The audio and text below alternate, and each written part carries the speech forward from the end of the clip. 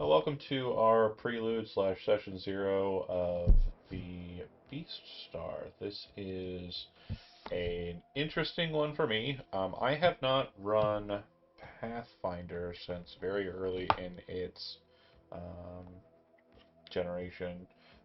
Ultimately, I was one of the very few individuals who chose out 4th edition Dungeons and Dragons over Pathfinder, and I kind of didn't really stick around with Paizo thereafter. It's just a really quick introduction about me.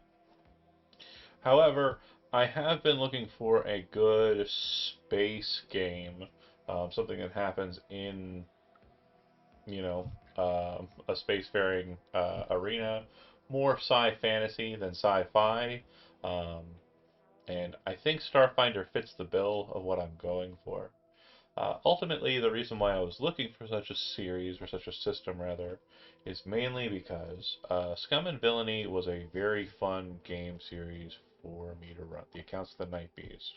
We definitely had our fun too with the Alien RPG, and there were a lot of sci-fi games that we were playing, but I felt like there was definitely more room for nuance that I don't think is present in those specific games. They deal with the themes that they deal with very well, but I mean, let's face it. Ultimately, sometimes you just want to grind out, beat the shit out of some monsters, taking 6-second rounds, taking a goddamn hour to deal with 5 of those. That's kind of what we do, right? We are, in a sense, ROLL players, as well as role players. That said, this crew is the Tuesday crew for now. A Song of Ice and Fire is concluded.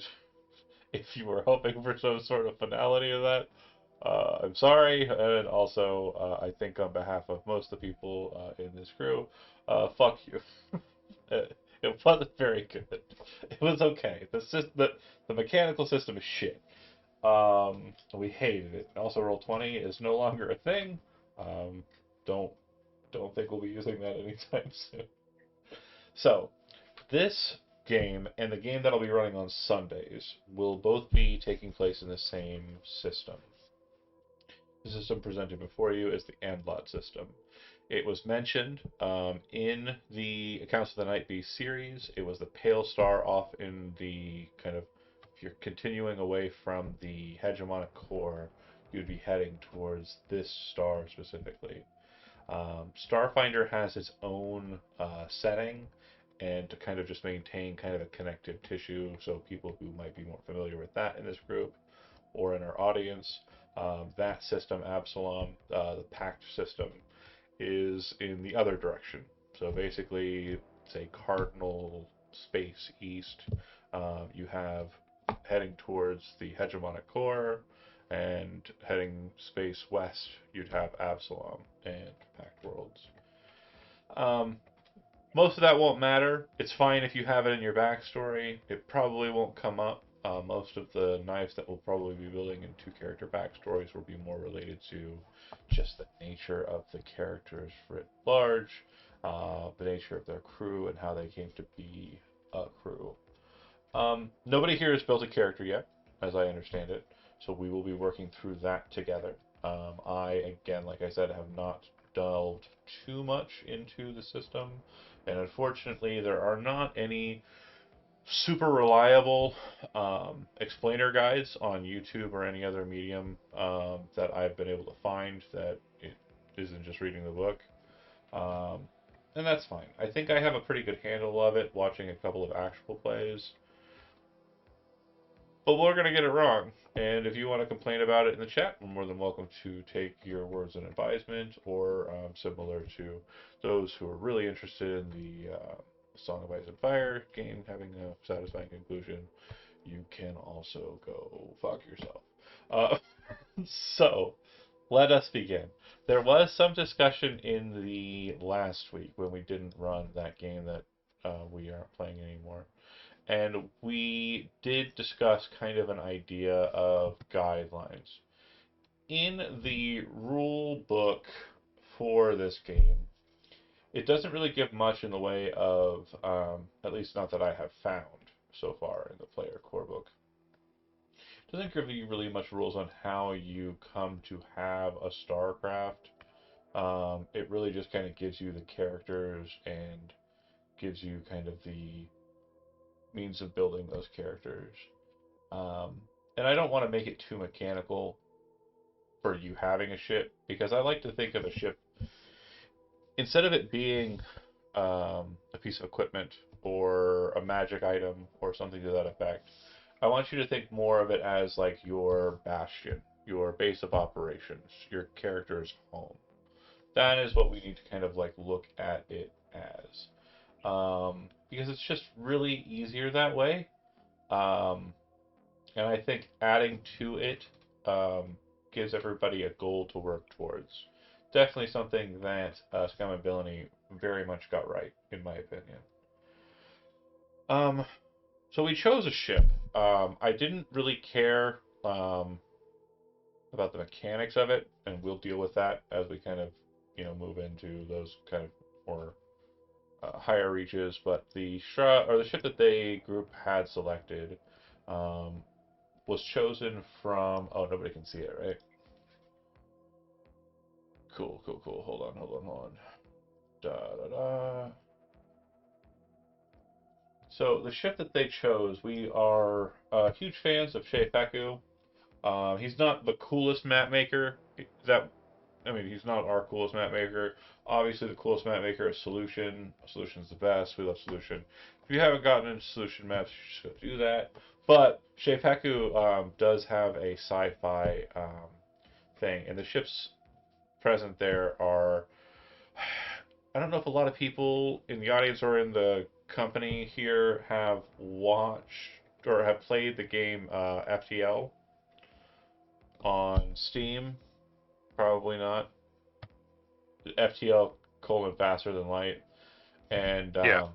yeah, basically it's a roguelike where you get a ship and you fly it from sector to sector, trying to outrun like a rebel force that's trying to destroy stuff. So anyway, the ships in that game are very similar to the ships that Sheifeku has on offer, and honestly, it's very clean and it's very um, structured. I like it a lot, and it was easy to just kind of throw them to Sheifeku's ship's website and have them choose a ship. Ultimately, this was the ship they chose. I'll zoom out a little bit so folks can kind of see it. Kind of has like a biomechanical kind of nature to it. That'll come up probably during character creation. Um, I'm definitely thinking a lot of. I get a lot of junior vibes from the ship. If anybody's a Star Trek TNG fan here, you might get that reference. Um, but yeah, the ship is cool.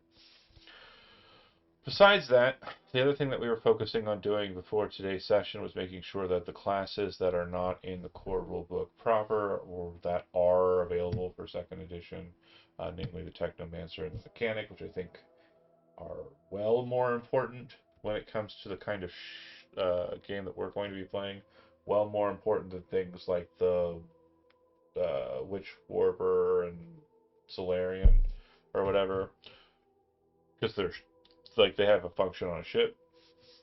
But I'm not saying that those other ones that I just mentioned are disallowed or anything. Okay, so with that blather said, we also talked about what characters you folks were interested in playing, but I don't think we got too deep into it.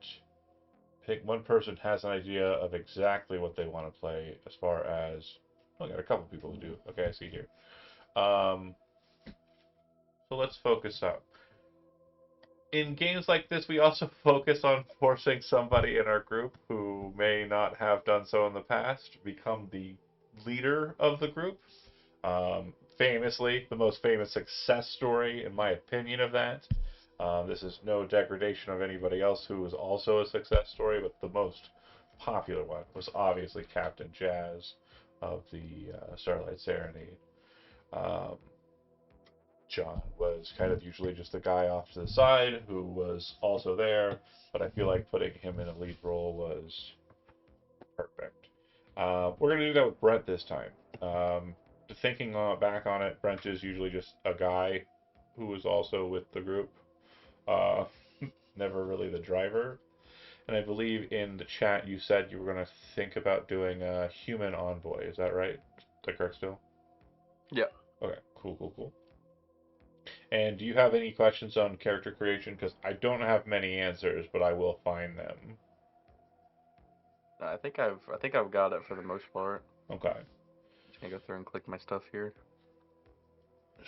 Second one that I will go to here, just based on position on the screen. I'm gonna say that John and Kimmy, you're kind of compared to everybody else, you're kind of deeper veterans of the Tuesday night uh, position.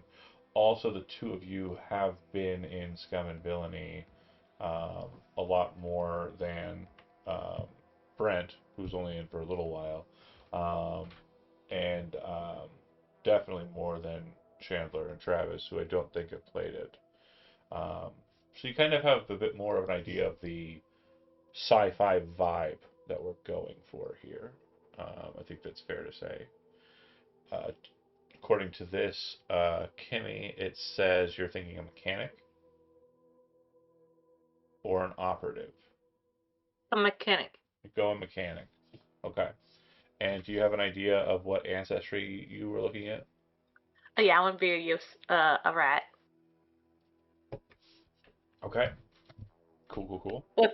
with one leg, of course. All right, peg leg. That was something that was discussed last time, not on camera, just to focus. It almost was the case that everybody in the party had two peg legs apiece.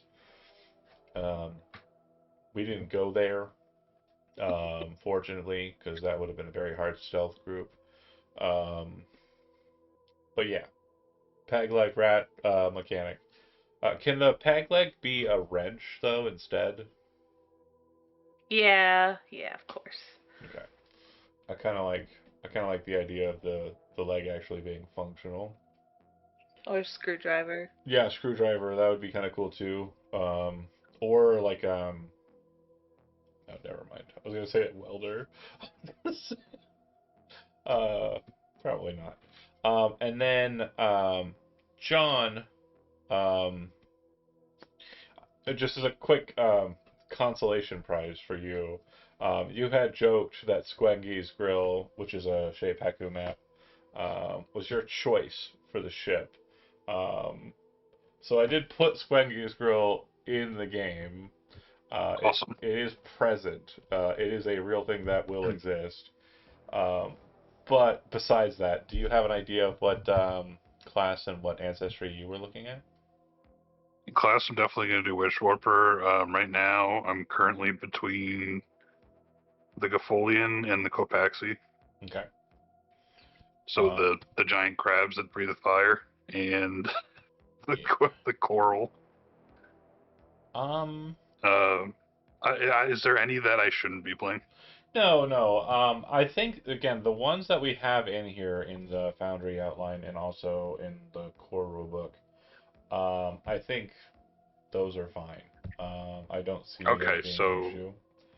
Um, let me see. just double checking the sources here, make sure they're not.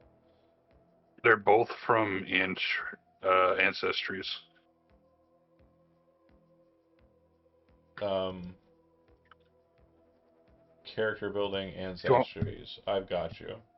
And then if you want me to pick something from the player's guide or core, I can do no, that. I don't. Again, I do not have a preference. The wilder it gets, like obviously the wilder the narrative's going to be, it is very hard for again.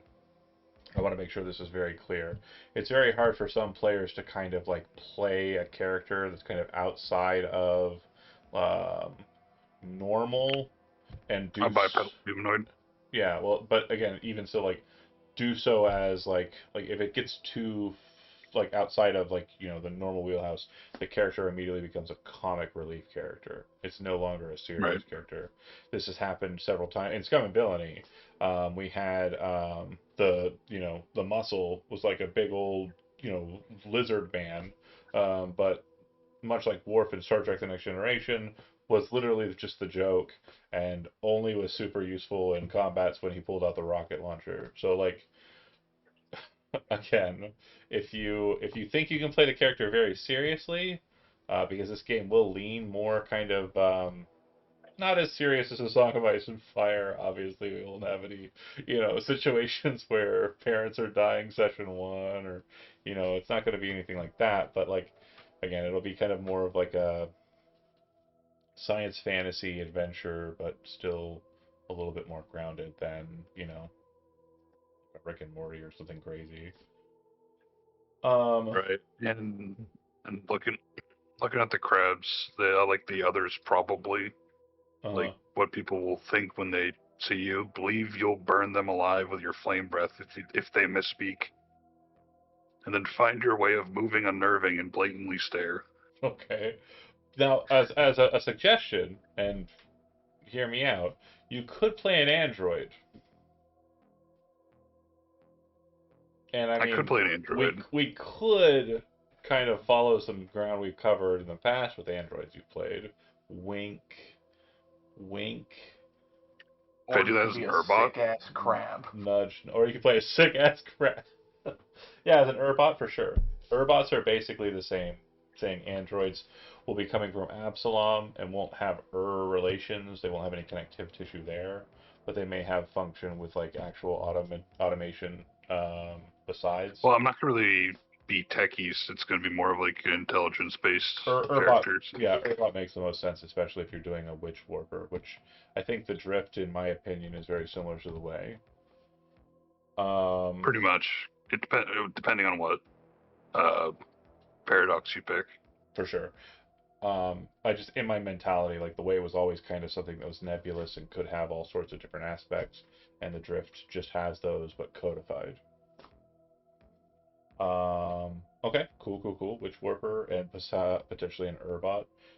Last but certainly not least, the two of you there at the bottom who have yet to play in this kind of theme of game. Um, but I feel like, shouldn't be too much of an issue. Now, Travis, I think you had mentioned that you're playing an N2 colony Solarian. Is that right? Yes. Now, same thing I mentioned before is it's a character speech or ancestry that is definitely not normal.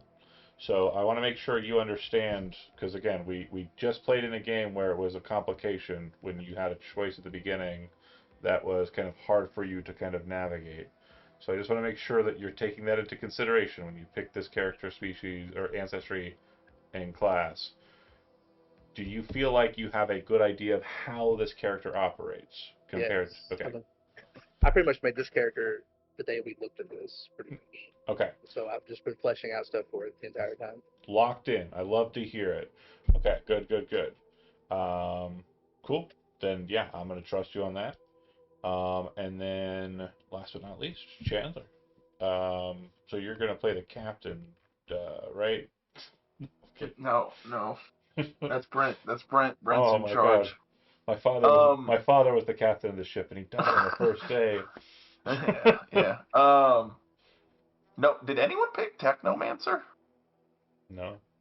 We have a I'll mechanic, a take. Solarian or Solaran, a envoy, and Witch Warper. I'll be an El Brain Technomancer. The guys with the large foreheads. Elabrian. Elabrian. Mm-hmm. And a Technomancer if possible. Okay. Yeah, I believe these are totally valid options to choose. So Elabrians are, yeah, they're just basically kind of like The last humanoids. of their kind, locked away in bunkers, got a lot of time to think and tinker on things. Yep. It's almost like an ancestry that's kind of similar to oh man, why is my brain not working? What are the human computers in Dune called? Oh, I got no clue. Oh my god, why don't you know more about Dune? Human computers from Dune.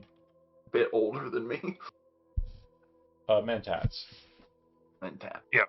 Yeah, the Mentats. Basically, it's illegal to. It's very similar to Warhammer 40k, which I know you know a little bit about the lore of. But it's very illegal for you to have like AI or automation or computing structure. Oh, okay. So they have humans who have basically organically flipped their brains so they're like databases. Huh. Um, cool. Okay, so I think that's a pretty decent party structure so far as to say.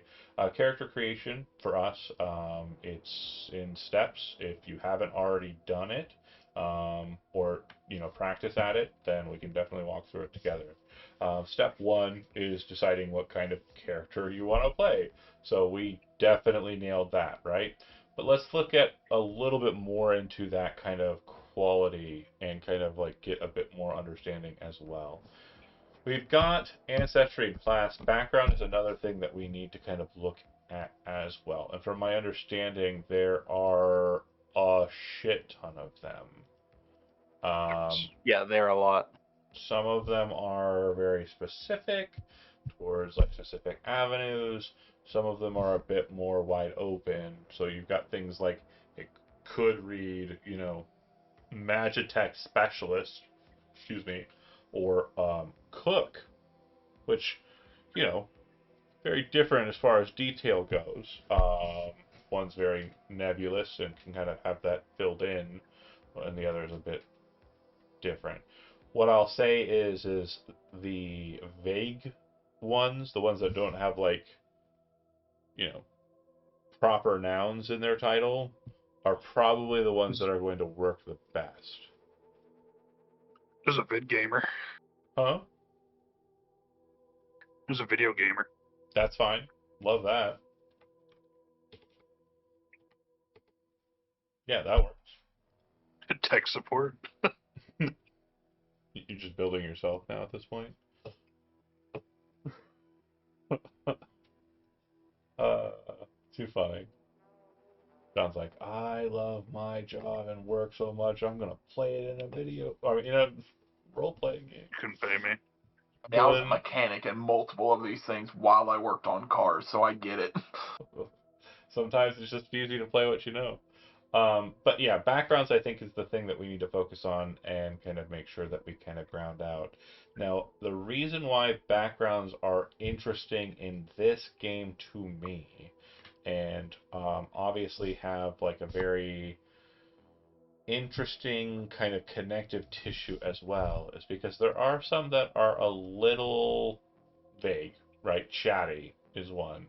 But then there are more focused ones that are, again, using proper names in some cases, but not so much using those in others, but still having a kind of, City Slicker.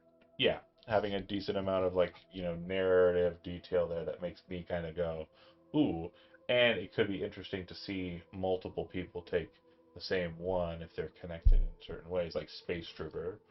Um, you know, okay, so has anybody given any thought to the backgrounds whatsoever yet? I'm just looking through. All right. Yeah. Sacrifice. Technophile. Hold on. One at a time. Sacrifice. Okay, let's take a look at that and what we've got so far with you, Travis. So you were chosen as a sacrifice.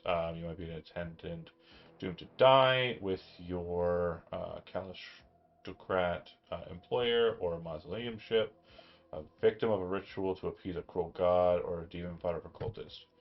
You lived through the ordeal, but it changed you. Okay. And then let's take a look at the N2 colony ancestry as well.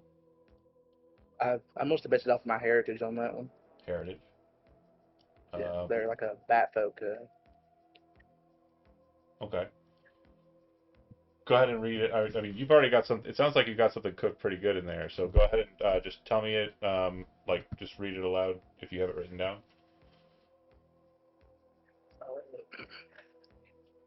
The whole backstory, or like Not the whole based on my backstory, like word for word. You can just do kind of like a loose swing of it. Let me find it. Love that it's written down though. Anybody else that cool? No. Just Travis. All right. Well, the bar has been set, folks.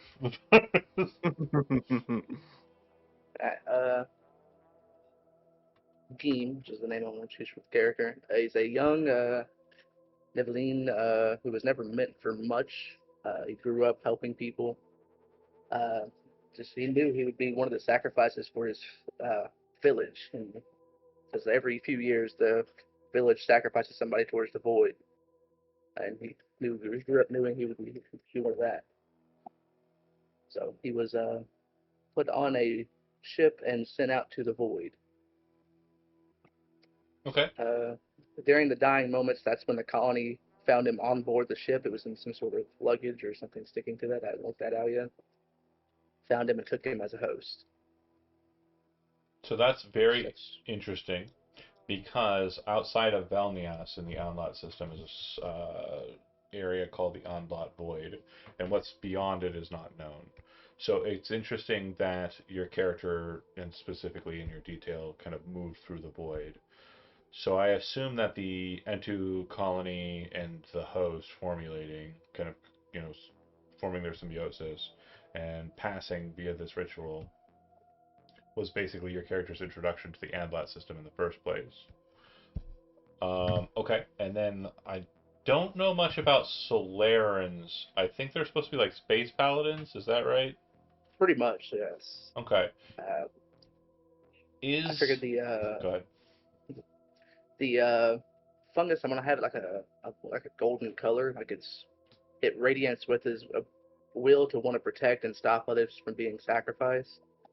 So when he got the Slayering powers, they manifested from the fungus itself, giving him the power to use the light and gravity. So, okay, the way I've got it is basically probably not a hugely spacefaring civilization on the outside of the Andlat Void. Basically Yes, chooses a champion to enter into the void as a sacrifice to stop the void from usurping the village of this planet. Um, in that process, the colony combines with him, and he's probably not trained in like Solarian knighthood. He's probably just like no, a do-gooder, yeah, he was just a yeah, a cool he wasn't even guy. that old. Yeah, and so the colony is basically the thing that has basically turned him into his class. His ancestry and his class are kind of related in that way, and then his Yes, background as sacrifice is kind of the impetus for those formations. And yep, so you've come to the Andlat system. We have a good idea of is your character still young, or do you feel like you've been yes. traveling around a bit? He's still very young. Okay, Yes, you sure? Because it could be the case that you've got a little bit of leg like underneath you and you've been here for a while. Because remember, how you align with the crew is going to be determined like how long you've been around. And since your kind of yeah. starting factor is you've arrived here, if that just happened very recently, it may be the case that you're the newest member of the crew. Yeah, I'm gonna go with he's still pretty young. I still Okay, have the idea of what he's gonna be like in my head. got it. We'll lock in Pretty much there. like an annoying little kid, pretty much. Got it. With the What's gonna happen? occasional colony kind of spurring him to not Yeah. be. Got it. Okay, next on the docket then, I believe Kimmy yelled out a background. Um, focusing in there. What was the background that you had yelled out? Technophile. Well, geez. Okay. Yeah, you love technology. Cool. And you are the mechanic. So, what ancestry did you say you were? Uh, Soki? Yosoki? The rat? Yeah. S-E-L-K? What, how's it? Y. Y-S-O-K-I. It's the very last species. Isoki. Got it.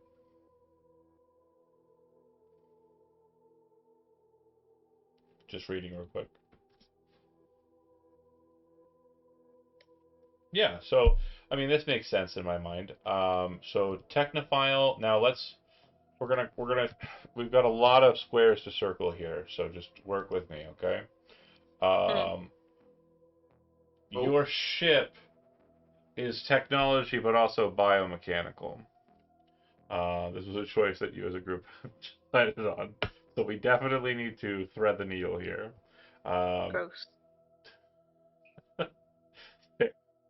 technophile, Isoki, and mechanic.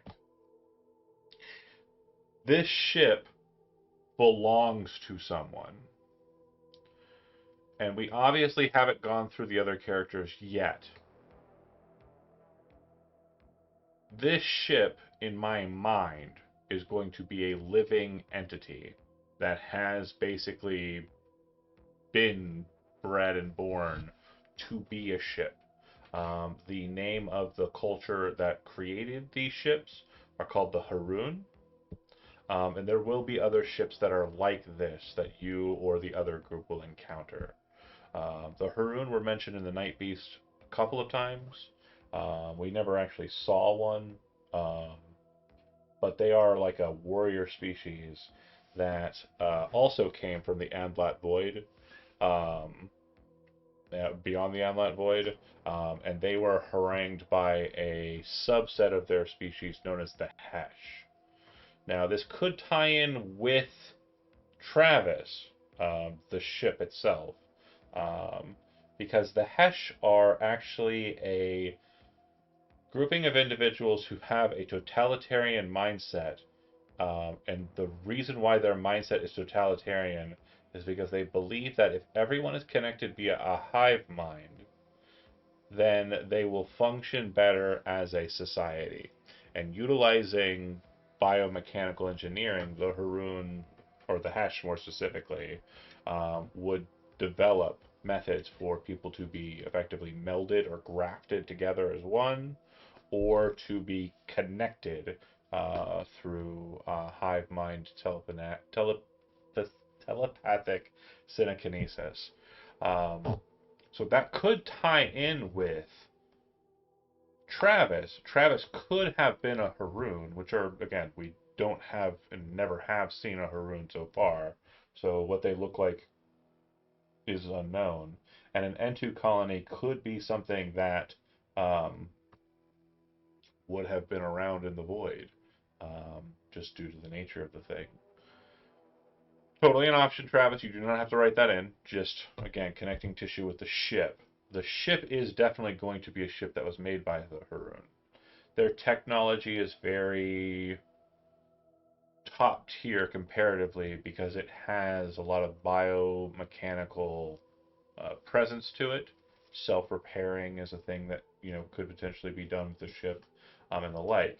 So as a technophile, like I don't see it being a far stretch that biomechanical machines would be included in that. But if you have an idea of what technophile means in your own head, Kimmy, and it means like grease and gears and metal and clink clink clink and sounds and hitting things with hammers to make them work, that might be a rub. So do you think that Technophile falls in with, again, the ship we've chosen? Or do we need to change the ship? I'm kidding. We're not changing the ship. Ship's locked in. It's the ship. We're not moving off it. But for Technophile, I just want to make sure. Do you think that cleanly works for you? So I didn't put into consideration this living ship. Because in Technophile, I don't think it's just grease. I think it's also computer savvy too. Yeah. But also she's a creator too. So I don't think she cares for the living as much. Okay.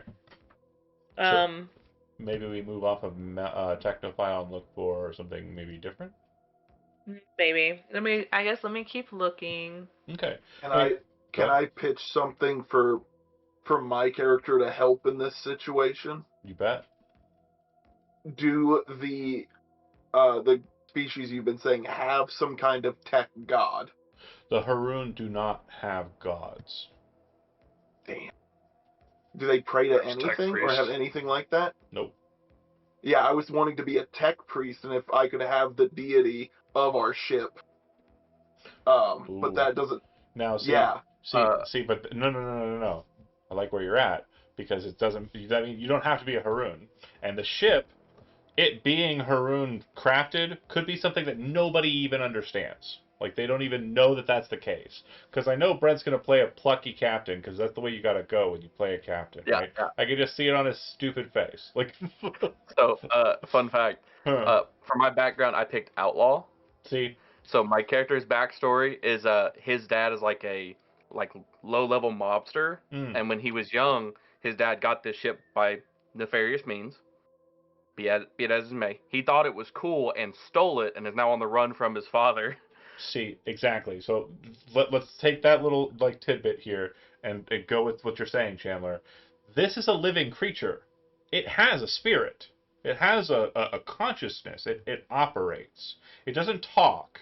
It's not going to talk to you. It's mostly just going to kind of give you like empathic feedback. Again, if you have not seen, let me see if I can find the name of the episode. Hold on. Star Trek TNG. So Good. I was gonna say there's a TV show I watched, and this is gonna sound like if it was came out when you were a kid, it's gonna sound mean, but it's a very old TV show to me. And I watched it on Amazon Prime, and it was great. And in that, the reason I liked the ship so much when I figured it was a living ship, the guy is like, so he's like a pilot, like an astronaut, and he gets sent through a wormhole. And the first ship he goes on is called a Leviathan, and they're like living ships. And it immediately was like, oh, this guy's the best. I love this guy. And so the whole thing is like the Leviathan ship makes another Leviathan ship. It's pretty cool. I feel old. Farscape is what you're referencing. Farscape, yeah, Yeah, and I love that. It's an amazing show. Love it. yeah, it's good. I hate you though. It's a really old show. I used to watch that show too, and I loved it. Fuck. Anyway, so the episode Galaxy's Child of Star Trek, I think, is probably predates that, so even older. But yeah, basically, a ship was giving birth. The ship died, and then the child it offsprung attached itself to the Enterprise and started draining it of its energy because it thought it was its mom. Good times. But focusing back in, this ship is alive. It has its own needs. It's empathic. The symbiosis it has with its creation and how it was made allow it to kind of be self-sufficient. So instead of like draining energy from gamma waves or the like, it is getting that energy from the engine cores that have been installed in it. Yeah. Um, So it has its own soul. It could be the god of the ship. So if you wanted to do Tech Priest, that could work. But I'd be more than happy. I think that even still, like Technophile would probably still be kind of weird being inside of a bleeding, living creature compared to. I mean, it still has machinery in it though, so that, I mean, maybe that's enough for you. But I just want to be conscientious. Conscientious. John, you've been pretty quiet. Let's fucking put the spotlight on. Wait, did we already do you? We didn't. No. Spotlight. It's yours. What's the background you're was thinking? I was thinking maybe escaped experiment. I like the name of it so far.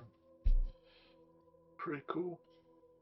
And what species or what ancestry did you say you were? The Mentat one? I'm gonna do Urbot. Urbot? Oh, okay. Cool.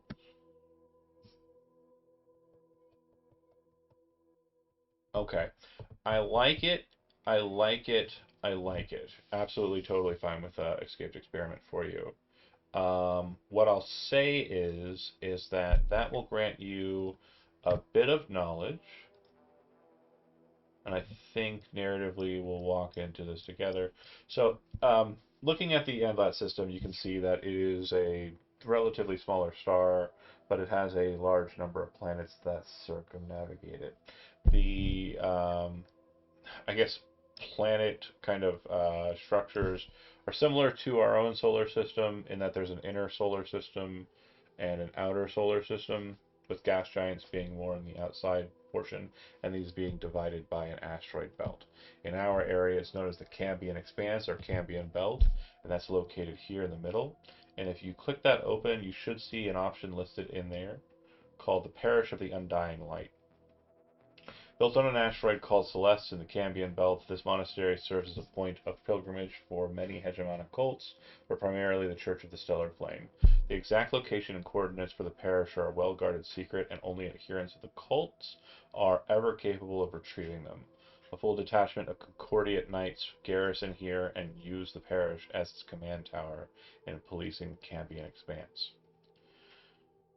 I think that's where you're from. You were definitely something because of your connection to the Drift or the Way. Um, you were an attempt because if you recall, the Urbots in Scum and Villainy weren't really able to kind of connect to the Way as others. I think they had limitations in their Way rolls or their focus. Was it called focus? Attune. Attune was what it was called. They had penalties in their attuning. But I think you are something that is different. Basically, the Urbot with a program or a core that is so close to the actual essence of a person that it's actually able to So kind of maneuver with that. that, for the heritage, I did do Void Core Android. Perfect. Perfect. So yeah, we've. It seems like this thing writes itself, right? So yeah, Right. you are an escapee of the Church of the Stellar Flame.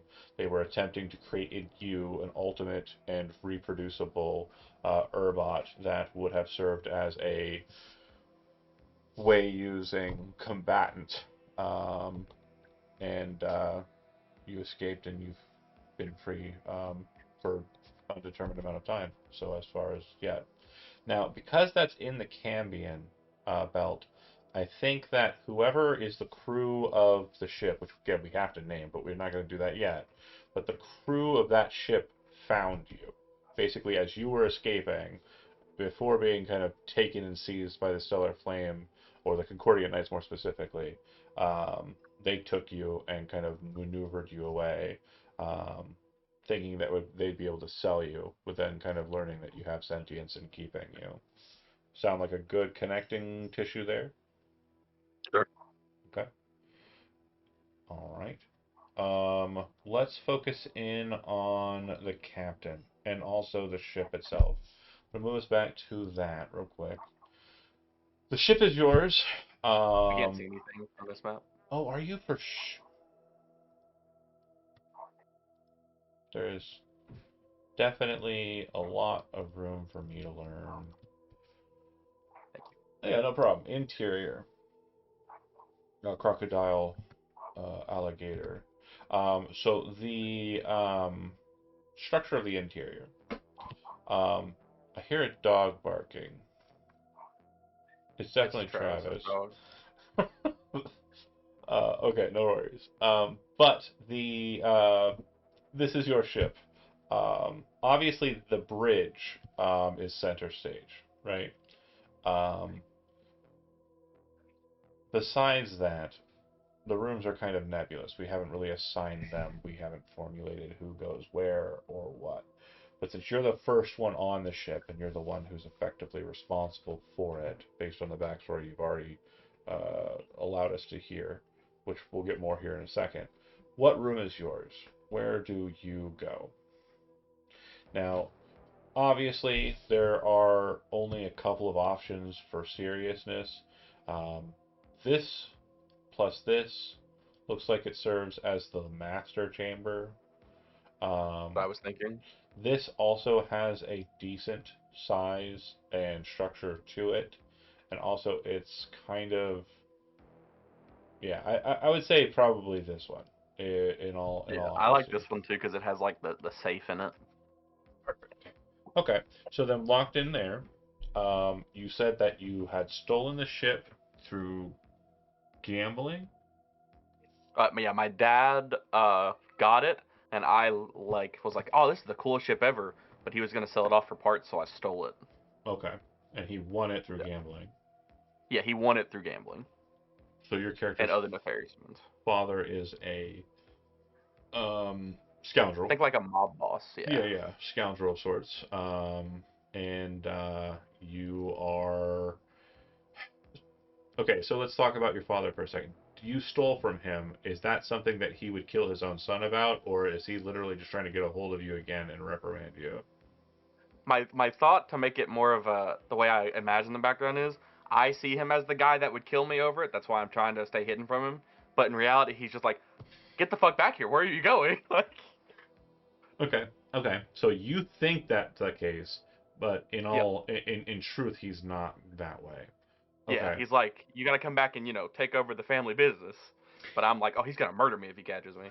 And what kind of connections do you think your father has? Like mainly to kind of just kind of syndicates and kind of um, criminal element, or does he have any kind of connections with any of the guilds, cults, the hegemony itself, anything like that?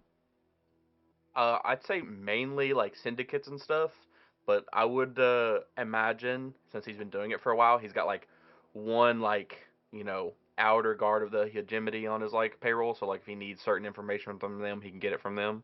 Okay. So yeah, he has the connections inside. Okay. Yeah.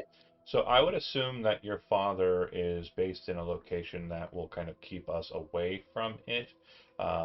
The main kind of hub of society for the hegemony is the planet Koilara, which is the second planet from the star, but is probably about as far away from the star as Earth is to our own star. So climate-wise, it is um, similar, Earth temperate. But it is a high world, which means that it is a very large seat of city structure going into the ground and above it. And your father would probably be from not the planet itself, but the satellite or artificial satellite that floats above it called Starseed, which is a massive kind of space colony with cities and stuff inside of it. You should be able to click on the little exclamation points here, Yeah. and that should bring up the handouts. Yeah, I like that. Okay. So your father is based out of Starseed, and he is um, seeking you out. Um, but you think to kill you and recover his stolen property, but more like he is just trying to reprimand you and recover his property. Okay, so how long have we had the ship? We want to say a long time, because again, remember, you've had the ship and we're forming a crew on it. It's not going to be a situation where it's like Saturday morning cartoon, everybody shows up in the same place and there's no backstory. We're literally forming those connective bonds here. Yeah, So, I say so. My idea is since he stole it impulsively, he was definitely young when he stole it. So I was thinking like 17ish when he stole it, and then he's had it for about 7 years that he's been on it for to gather stuff and everything. So he's about 24 now, age-wise. So he's had it for 7 years. okay. So let's look at who we have so far on the docket and make sure that we kind of like know who's who, what's what, and where's where. First off, we started with Travis, and Travis is from well outside of this system and was kind of shunted into it and is starting to kind of find his own way from the outside in. Um, Probably the last person we're picking up on the crew. Does everybody agree with that? Fair to say the newest member of the crew is the Solarian. Yeah, for sure. Yeah. Okay. So then, working instead of backwards and through, let's go ahead and turn it on its axis and work the other direction. How long has the first member of the crew been with Brent's character, the captain of the ship? Now, there is a couple of connective tissues from the other characters that I've seen that could play into very early on. In fact, on set. I really like this ship. I'm going to steal it. Is something an envoy would say, but also something that's kind of dumb when you think about it because the ship is not a one person crew ship. It definitely requires 2 to 3 individuals to pilot accurately and Yeah. maintain. So you had to have accomplices, or at Yeah, least yeah. one accomplice. We've got a crazy tech priest. The Urbot is probably going to be a later addition, not a more than recent addition, but definitely one that was gleaned later. And then we have a technophile, or potentially not a technophile. It could be the case. It could be the case that you knew Kimmy's character early on, and you were like, well, "We're stealing it," and you're like, and she's like, "Yeah, I'd love to steal a ship. I'm really good at ships. I've always wanted to have a ship of my own to work on." And then you get to it, and it's this fucking biological mess, and you're like, "Ah, fuck." Oh, hold on, John. That's funny you say tech priest, because I was just looking at that and thinking about doing it and becoming obsessed with the ship and speaking to it like a crazy rat lady. Fair. Now, And like Ch- he never let me on the ship. I just was like, I'm coming on this ship and wouldn't leave it. well, I think Chandler was 'Cause... saying that Chandler was going to go tech priest as well, right? Oh, really? Yeah, yeah. We can be maniacal together. No, no, no. Here's the thing. Here's the thing. Even more fun. So, like, everybody hears about this ship. It's from the Haroon culture. There aren't many of these ships, and they're the elite. Not much is known about them.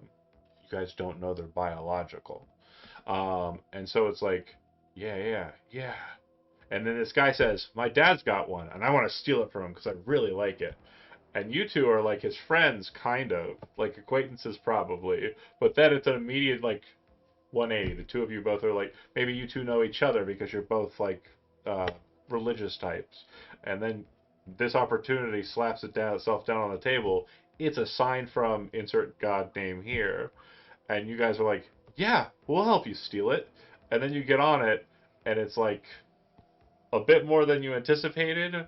Perhaps maybe like in a bad way, or perhaps maybe in like in a good way. Like, oh my god, this thing is alive. This is a part of like the ascendancy or whatever you want to call like your kind of like techno priest kind of like hierarchy. And then this fucking guy is just like, oh okay, well let's go. We gotta go Of a now. cult on the ship. Yeah, and he has two cult members who are a little crazy, a little daft, but like they know how to do their job. And then he's like, "We should do this thing. We got to make money." And they're just like, "Yeah, we do need to make money. We need to get part, et cetera, to appease the name of ship here." Um, so yeah, that could work. If you wanted to split it up and go like different technophile could work. Like you could be like the dear friend of Captain, guy here, and you were basically let into this ship as a, um, you were under a misapprehension. You thought it would be a ship, not a, Not a living ship. not yeah, not a, not a thing. Um, but yeah, there's also other options. I do like the double tech priest idea. That's pretty funny. If you two want to coordinate like that, that's absolutely fine with me. But if you want to keep yourself separated, there's room for that as well. Could be two separate entities. Could be one of you was the impetus for assistance, and then perhaps the other one was found later in a different instance. Thoughts? Well, I don't want to take from Chandler because I didn't. No, I was I love listening, the but idea wasn't. of us both doing it because we can be crazy in our own directions and it works. Because I wanted to go with the green faith deity and be really into the fact that the ship's alive. And if you want to offshoot that in any way or be even in the same vein, it will be super fun to have someone to like also rip off of. Because the deity that it says in here is the Triune, right? In the drifts. Artificial intelligence, computers in the drifts. Innovate new technology. Yeah, because I was thinking of them being worshipping the Triune. Yeah, see, we could have like different deities so that we have slightly Yeah. different agendas for the ship. And that could be a fun little point of conflict sometimes where it's like, we need to do this. And it's like, no, I think we should do this. And then we put Brent in a weird situation where he has to pick. Which one of these So crazies do I follow? Yeah. for my deity, I picked Besmara because I figured it fit the outlaw thing, and he was like, "Yeah, you're loyal to your crew members." So that would be very funny because like I want to help both of you, but fuck. It will be very fun to put him in weird situations. Oh. I think for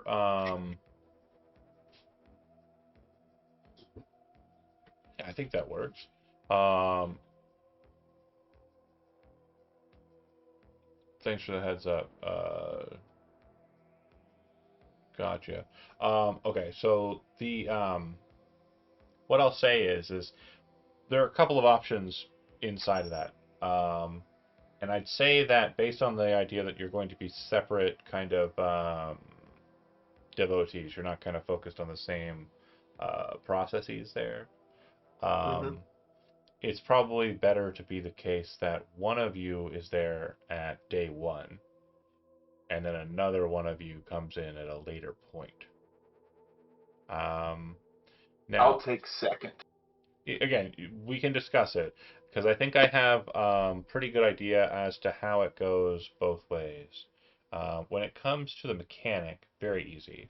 Um, the concept of a ship, mechanics want to have a ship that they can kind of work on, um, and the technomancer, obviously, like you know, something to work away from, like kind of move or maneuver around on.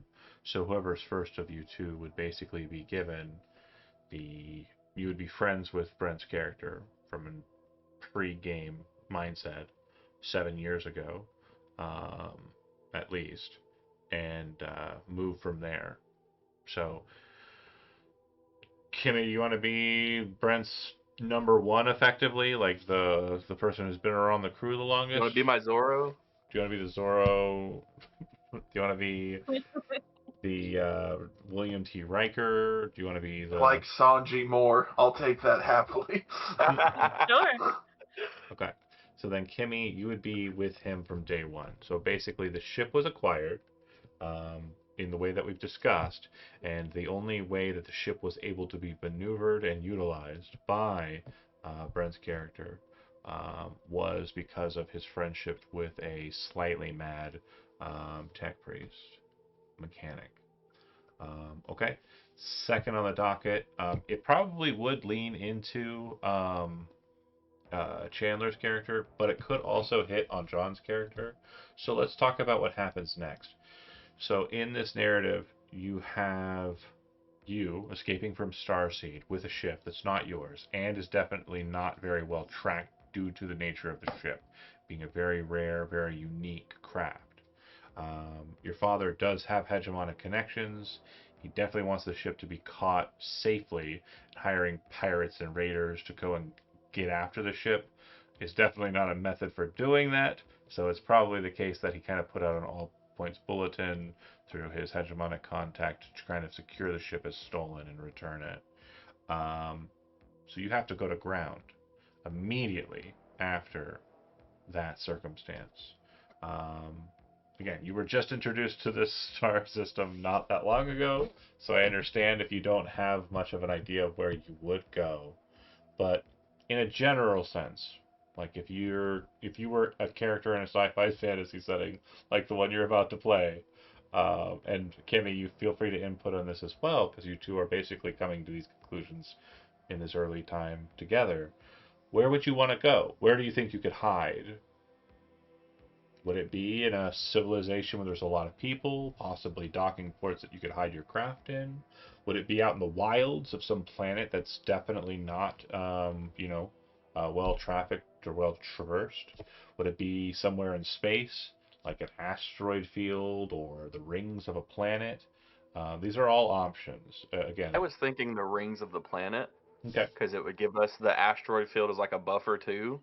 And then if we're in the rings of the planet, as we're like, because I imagine we're not just sitting still in the ring, we're flowing with the ring. So you're talking You about know, Dieva? yeah, Dieva. Like I imagine my thought process is I'm flowing with the rings to try to stay hidden, and I have the asteroid field as like an oh crap, go back in there and hide, amongst the asteroids if they somehow come through it. Okay, so let's talk about circumstance. You're moving from Koilara out to the edges of the inner solar system.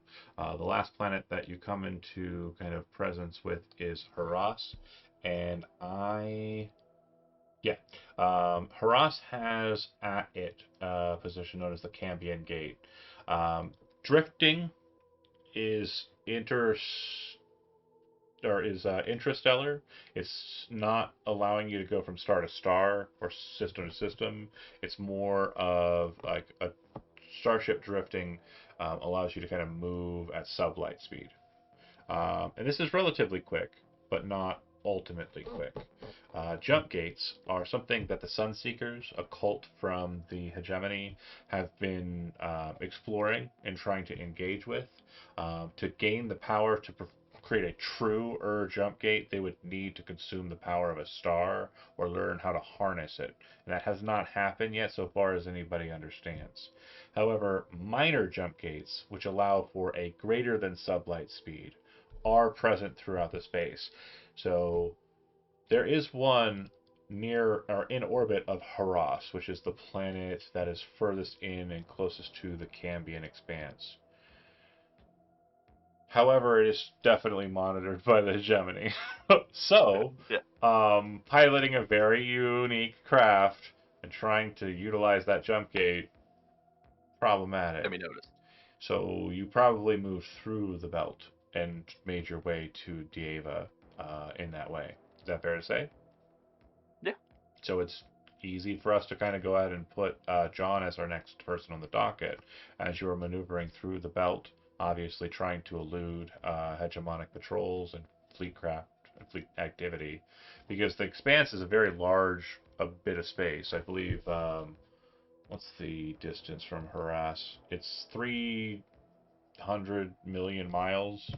So it's sometimes used for like training exercises with the hegemonic fleets. Their claymores do well in those kind of circumstances. Um, so you're trying to evade that, and then you find John. You say you are escaping from the cult. You are kind of experiment that is kind of putting yourself away from um, the parish, the monastery inside the asteroid belt. Um, you don't have to get into the exact details of that, but was it like a very kinetic escape? Like you were kind of just rushing out, found a ship, tried to pilot it, used the drift, and managed to do so? Or is this something more like somebody helped you out? There was a person who aided you there.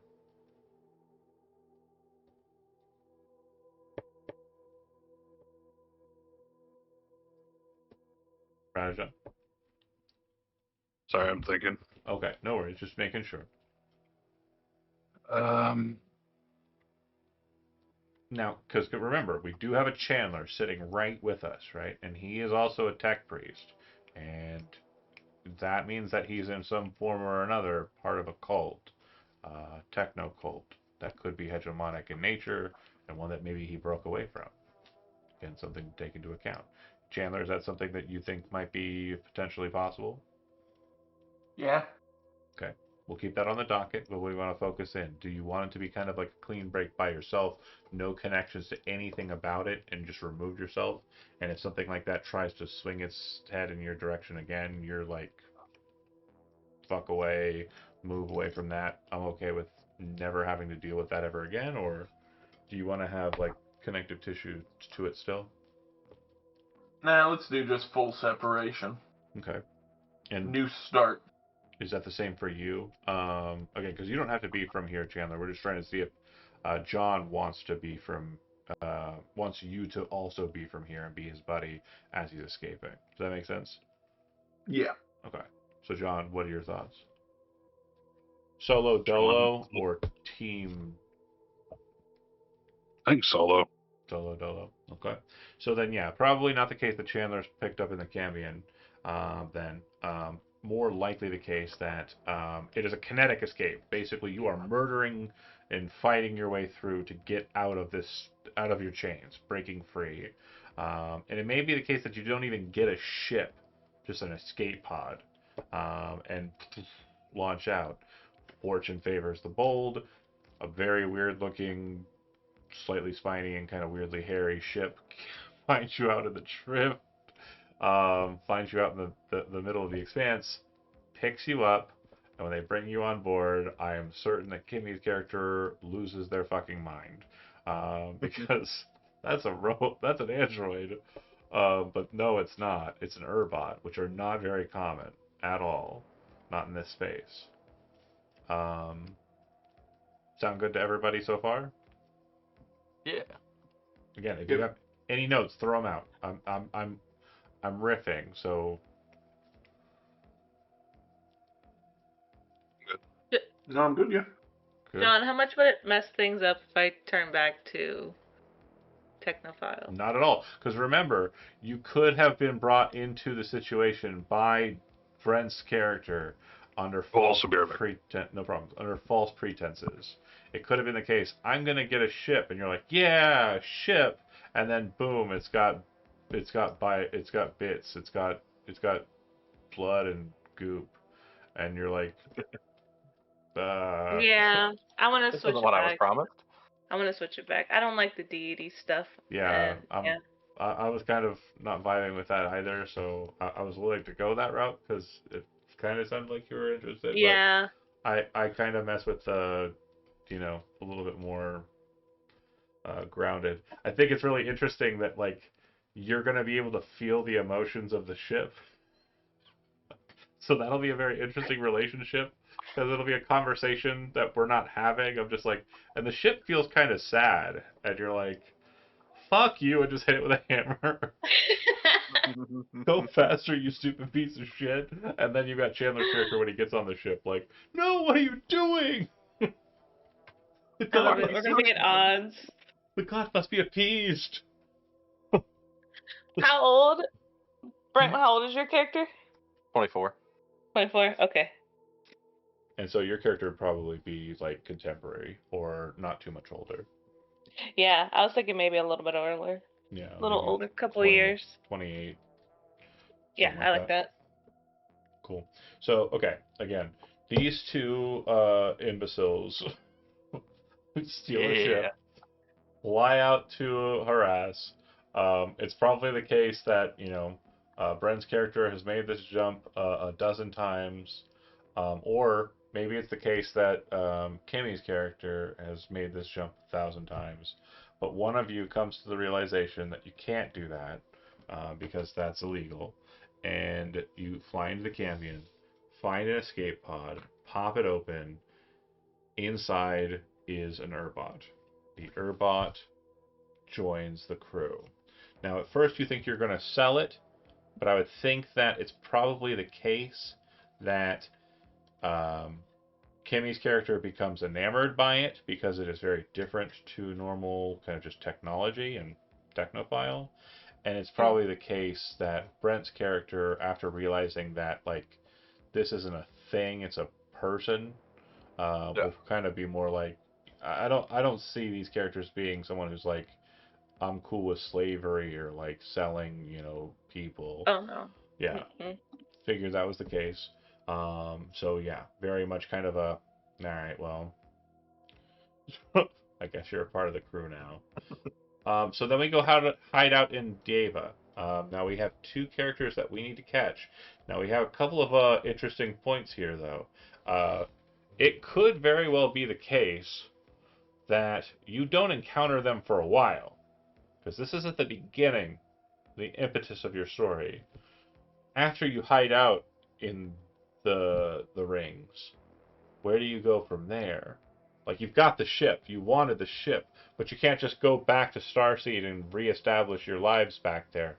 The ship was chosen. Now, Yeah. obviously, I want the ship as a drive is kind of a very hard dead end, right? Like you've got it, Yeah. but it's like a cat or it's like a dog chasing a car, right? What does he do when he gets it? You've got the car. Then what? Okay. Okay. Definitely. I'd say probably early on take on like a few like simple like jobs essentially, and then my idea for like why he's been doing it so long is after like the first couple jobs he's like, if I make enough money, I can buy my dad's connections. Yeah, I like that, but it's very interesting to me too because your dad's connected in Starseed and probably has connections system wide. So it's probably the case that your character is not paying attention to the nuance, and Kimmy's character is not paying attention to the nuance. And the Urbot definitely isn't paying attention to the nuance because he doesn't understand what that means. Like, he was literally crafted inside of a space monastery and doesn't know how, like, interpersonal and social things are going to work very well, right? Um, so it could be the case that your dad already knows, right? But you're like, Yeah. oh, we always got to keep an eye over our shoulder. I never know when my dad's gonna show up. But he just like after a year just called it off, and then he was like, hears about you doing these odd jobs, and he's like, whatever. When I find him, I'll charge him, right? Like, Yeah. kind of situation. Okay, love that. So then let's think about the again. Obviously, Travis's character is the last one we're catching, the last one we're picking up. Now, if we wanted to change that, Travis, this is not a bad opportunity for it because you're flying into the system from outside. Dieva kind of operates in a very similar structure to Jupiter in our own solar system. Basically, things that are drifting in from outside of the solar system are typically drawn to the gravity of this gas giant and are basically plopped down into it. So it could very well be the case that your character, while they're doing jobs in the Dieva mini system. As you can see, that there are a large laundry list of planetoids and such underneath there. Not all of them have been formulated yet, but Vike itself has its own 8 micromoons. So, like, it's a mini solar system in its own right. Um, it could very well be the case that your starship um, and you are deposited in this region, and something that they do job wise leads you to getting picked up by them here. But it could also be the case that they travel a little further out of the system um, and find you somewhere more cosmically east. Thoughts? I got to look at because I didn't see the worlds whenever I was making my character's backstory wise. Yeah, again, Uh, perfect. the Death World or Zam. I was Um, thinking, yeah, far over oh, here. the jungle world of Zam. Yeah, Yeah, basically, that's where you're thinking you're going to end up. yes, I think that's actually where I got the fungus at. Oh, I see. Okay, cool, cool, cool. So, okay, it Like wasn't. through after the void, my ship it wasn't a very good ship. It was meant for me to die in the void. Yeah, It ended up crashing on this planet, and I was starving and dying when the fungus found me. got it. Love that. Okay, okay. I thought you acquired the Enju colony on ship.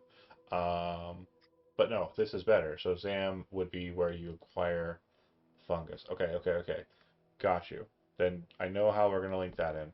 And then to Chandler, you are a technomancer. You are a tech priest. You're kind of like, cult focused.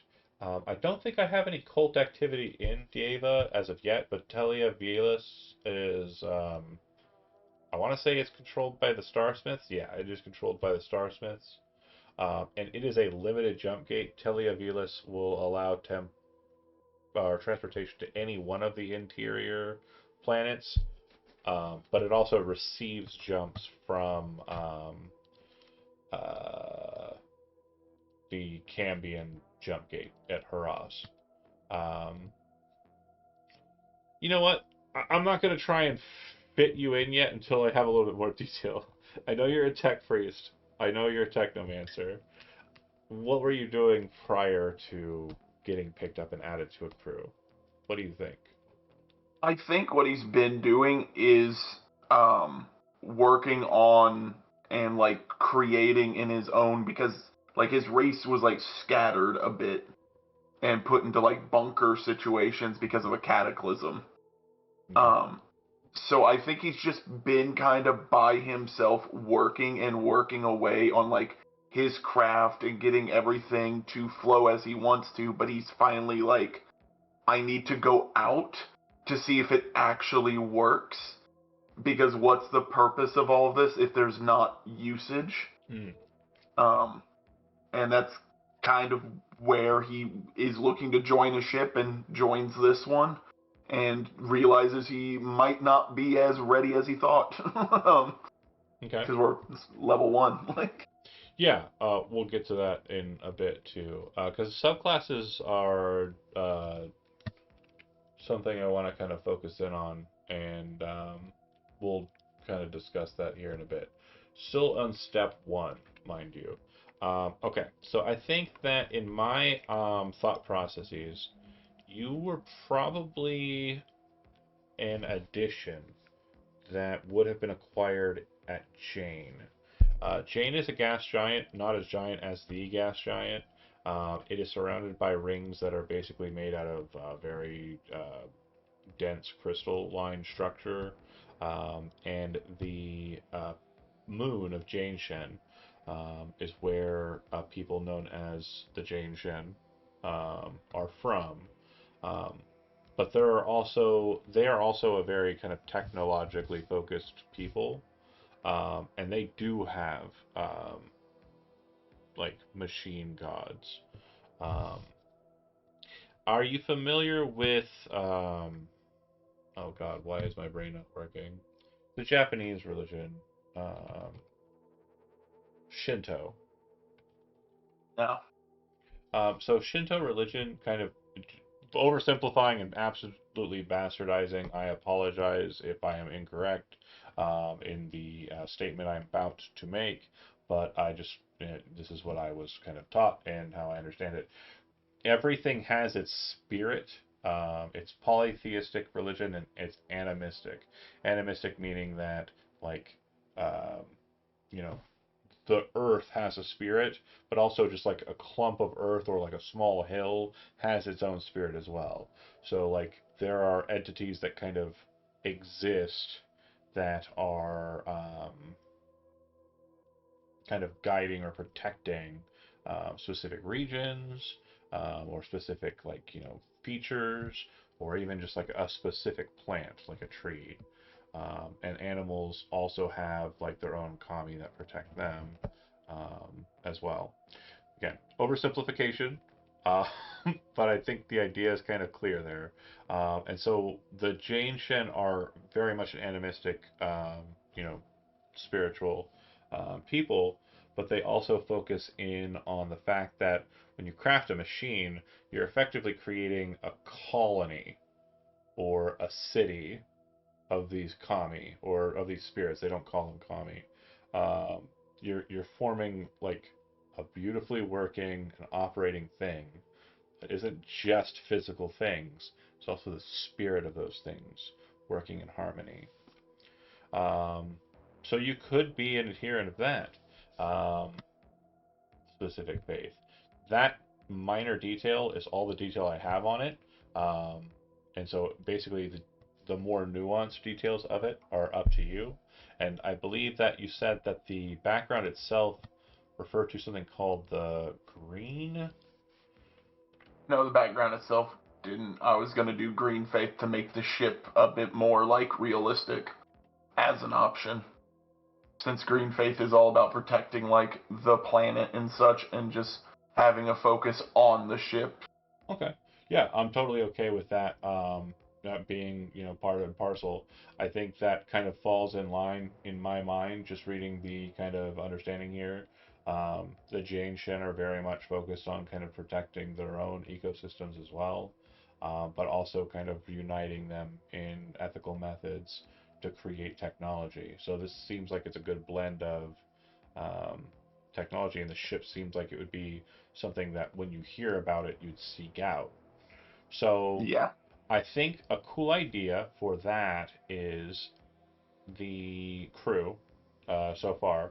It is Brent, Kimmy, John. They arrive at the Sapphire Palace, which is basically this lap of luxury, like space station that is like a casino, hotel, resort, kind of just very posh, place that the Jane Shen have created to kind of bring commerce to their shores. Because a big blue gas giant and a place where you're not terribly fond of people coming in and ruining shit is not terribly great for, trade or. Very touristy. It's not very touristy, right?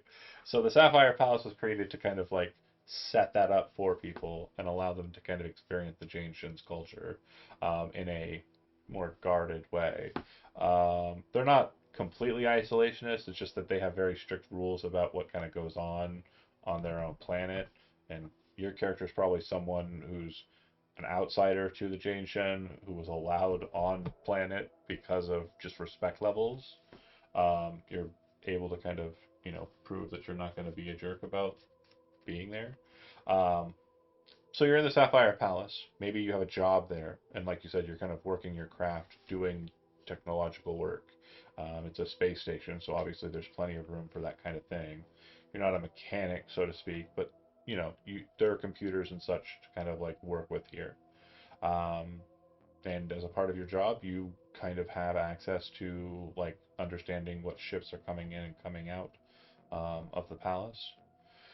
The group gets a job from a guy named Chemical Steven. He says that he will meet you at the Sapphire Palace and wants you to kind of recover something on Jane Shin. Very stealthy mission. You won't be able to take your ship. You'll have to take a shuttle and go on one of the very limited but guarded tours, break away from the tour guide, and do the thing he wants you to do. So your ship is left on the palace.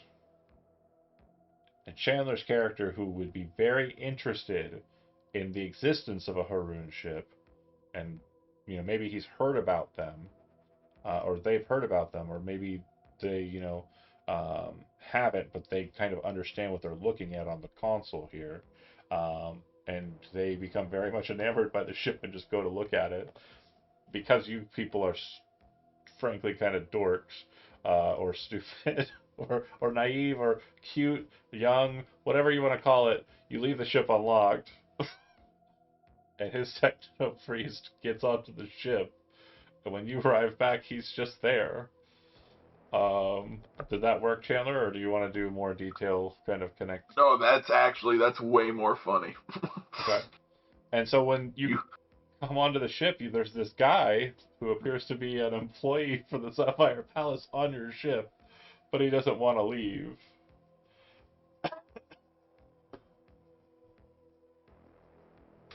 That's very odd because I feel like him being an employee for the Sapphire Palace would make me think that, oh shit, he knows what we did down there. Yeah, I mean that could be a case, and maybe he says, "Well, if you're gonna want me not to tell anybody, you're gonna have to take me with you." Like it could be Yeah, that kind of situation.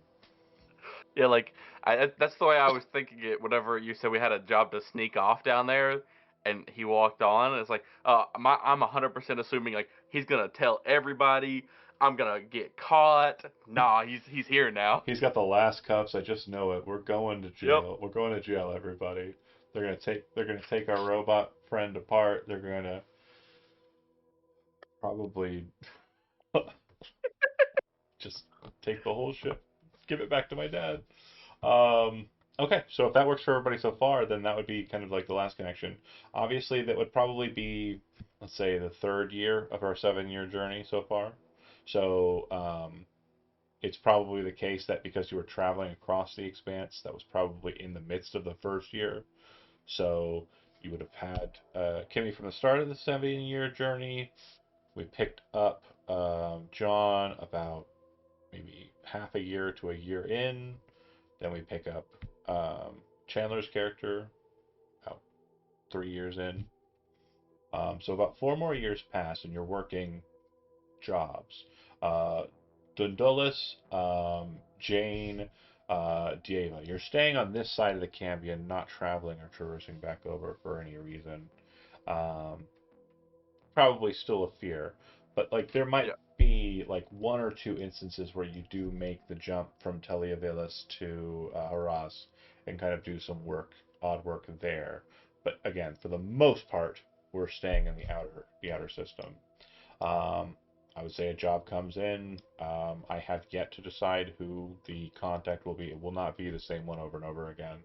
Um, but the contact will basically um, want you to travel to Zam to find a location called Camp Dugan, and establish yourself there.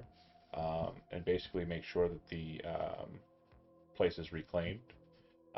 In doing so, you find that not too far from that location, there's a craft that appears to have crashed. Let me see here. Looking at my art pieces here from Sheipaku and other sources. Uh, the Sheipaku stuff is completely like valid for me to use. Those watching at home, there will be some art that you see that's resources pulled from sources that are not mine.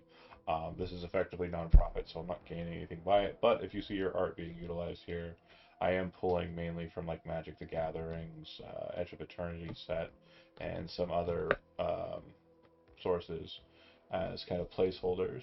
But if I'm using your art and you do not like that, please just feel free to DM me in Twitch and I'll stop fucking doing that. But yeah, the let's switch the music up here. This one's, hold on. There we go. I would say that the ship would be found kind of crashed in a not so hard body, so probably like kind of miry, and it would be um, yeah, I think this works. I'm gonna post this in our Discord for now, and then I'll add it to the site-based thing. But basically, the crash site, it's in the midst of the forest, not exactly a hard body. Your ship isn't all that great. It's basically a piece of shit, as you can see. Not a huge craft. And when you get out of the ship, you take what resources you do have, establish a camp outside, um, and start talking to mushrooms. Um, as far as time goes, you're a relatively young individual. Um, and I would say that it's probably not the case that you've been on ZAM for super long. Yeah, I probably would have died if it was. Yeah. So, ZAM, again, I don't know how familiar you are with Warhammer 40K.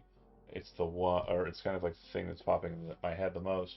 But there's a place called Katachan in the lore there, and basically it's filled with like disgusting aberrations with claws and tentacles, stealth powers, and all this kind of crazy shit.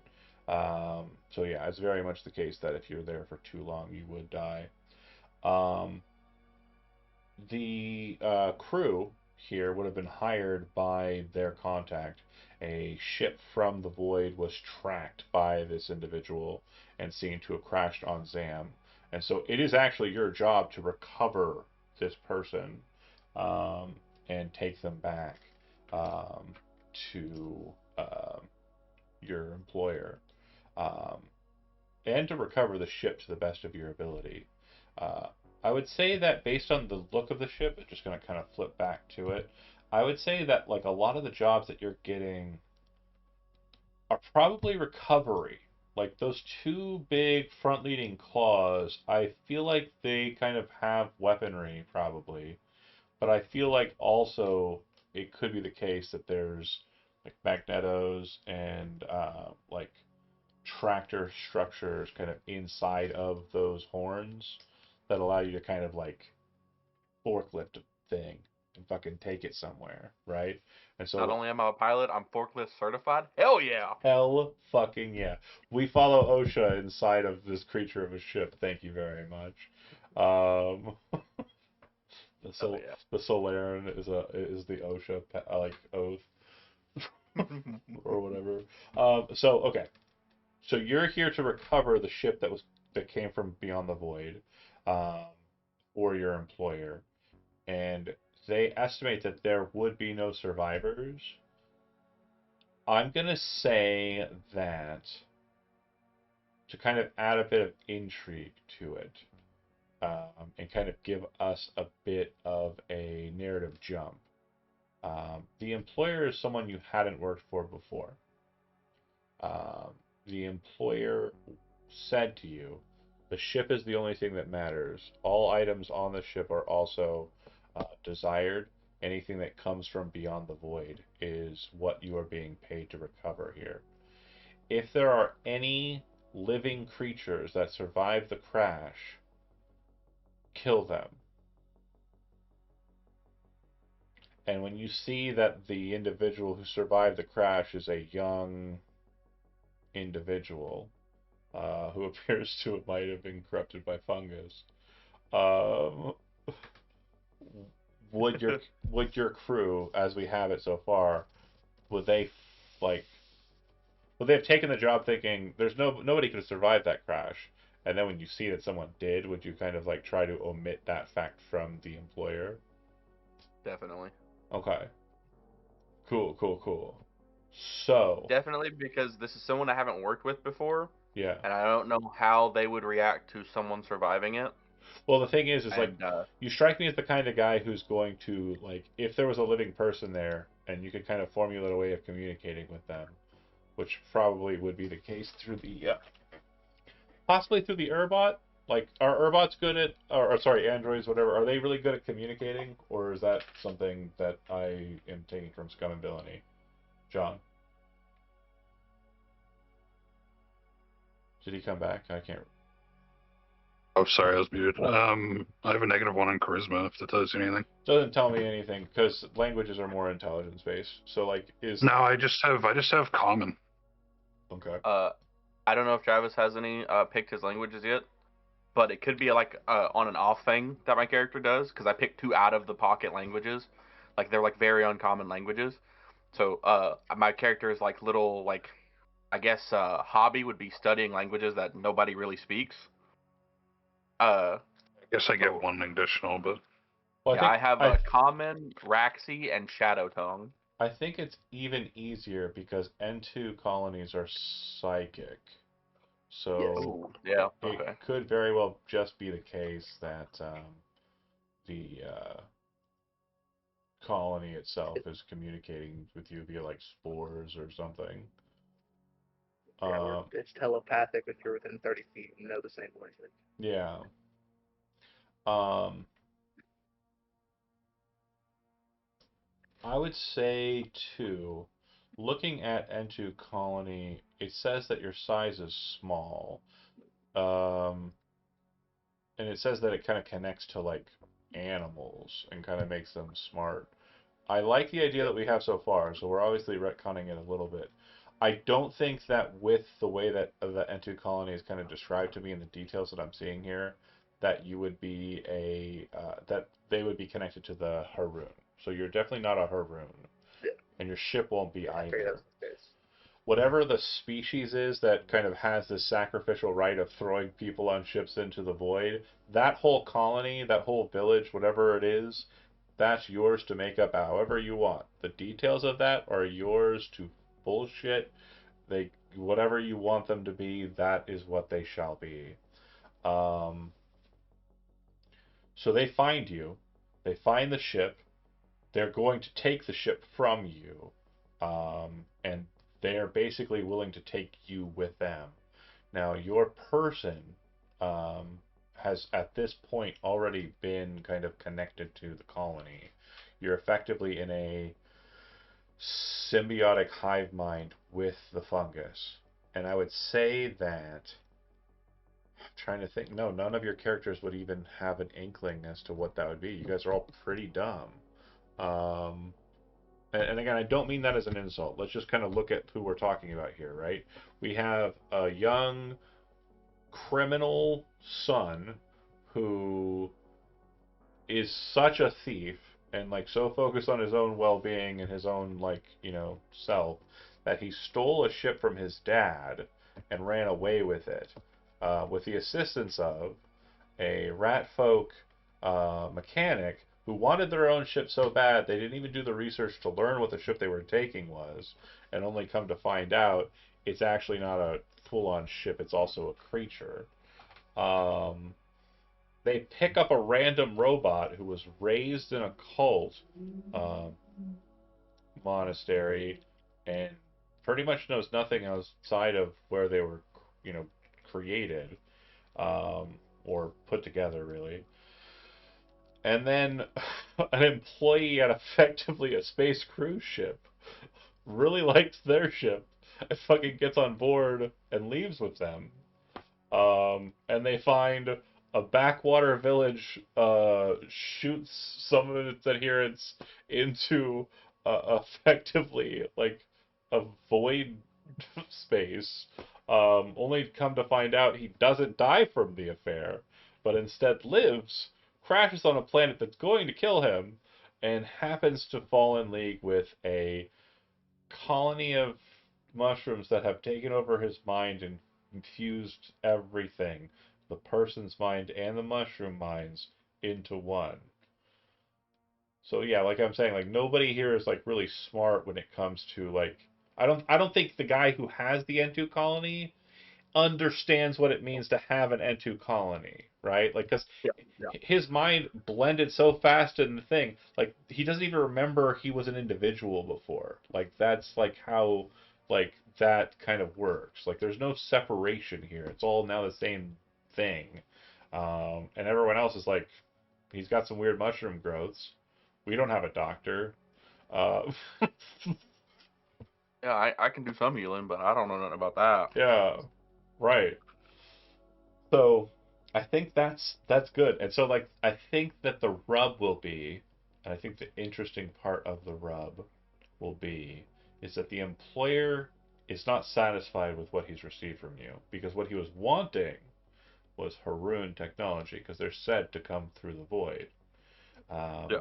So he's very upset by the fact that you brought him this rinky-dink kind of like probably doesn't even have like full-on drift capabilities, like shuttlecraft effectively. Essentially, an upgraded escape pod. Yeah, right, exactly. Because like I'm assuming that their only purposes for this ship were to launch people into the stars so they could assuage the void and stop their village from being blown up because of their religious practice. Now, whether or not that was actually doing anything or it was just something that they were told to believe by perhaps the species that came down to them, or maybe not something they were told, maybe something they just insinuated based on what they were told by this more advanced, spacefaring people that interfered with their society. That's why we have a first directive in Star Trek. Um, so we don't have cults forming and shooting their people and shuttlecrafts into the void. Okay, so then I think that like the early onset will be they're mad about the job. They're reluctant to pay you.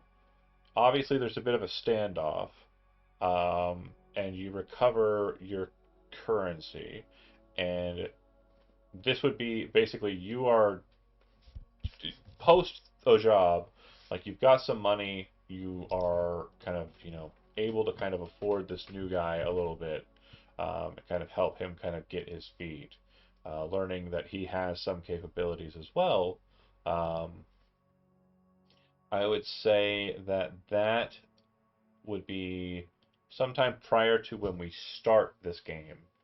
And we start this game once you've basically run out of money from the last job. Like, it is now time to find a job.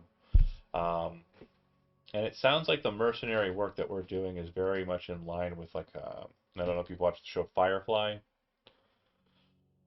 It sounds like you're willing to do kind of like smuggling jobs, transportation jobs, acquisition jobs, things that have to do with kind of getting stuff from point A to point B, illegal or not. Whatever whatever you got, we'll move it. So let's focus on the name of the ship. What is the name of the ship?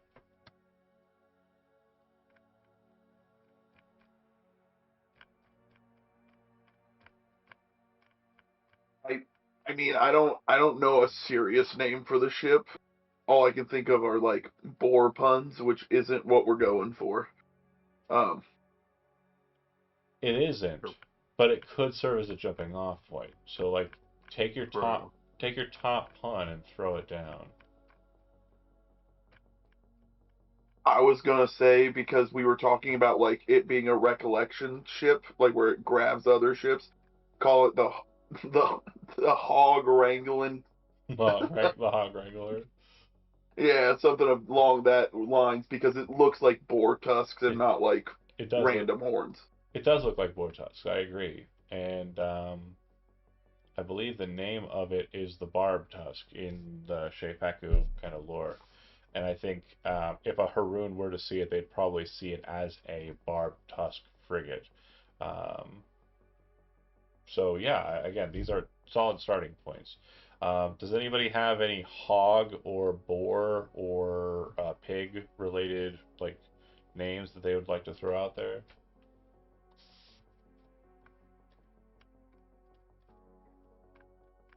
Or take it in a different direction and go opposed to those kind of initial and kind of gut based thoughts, like because it does look like a pig.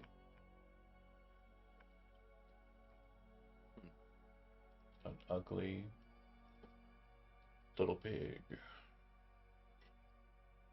There's also Sizzler. Oh my gosh. We're gonna end up with a bad name if you just let me keep going by myself. Yeah, Oh folks, just no. you spit like Let's see. off the dome. Well, I mean, I'm only thinking this name because I took my mom out for Mother's Day Sunday. But Longhorn, like the steakhouse. Long Longhorn's not bad though. Longhorn's Yeah, not that No, would it's bad. be. not. Yeah, I was thinking about it after he said Sizzler. I was like, okay, restaurant Longhorn. I kind of How like very Longhorn. Texas of you. I appreciate it. Longhorn is Sure. currently the winner for me, but like definitely throw out some more ideas. I mean, we're not gonna lock that in yet, but I do like Longhorn. That's real strong. I mean, I'm using like the spaceship name generator, and I hate No. all of these names. Yeah, They're terrible. they're not going to be nuanced enough to like know what kind of Uh-uh. ship we're talking about. No. I use that shit to name a ship when I'm throwing it at you. But for a ship I'm going to be flying around in, I'm going to take some time to think about it. Mhm. Mhm.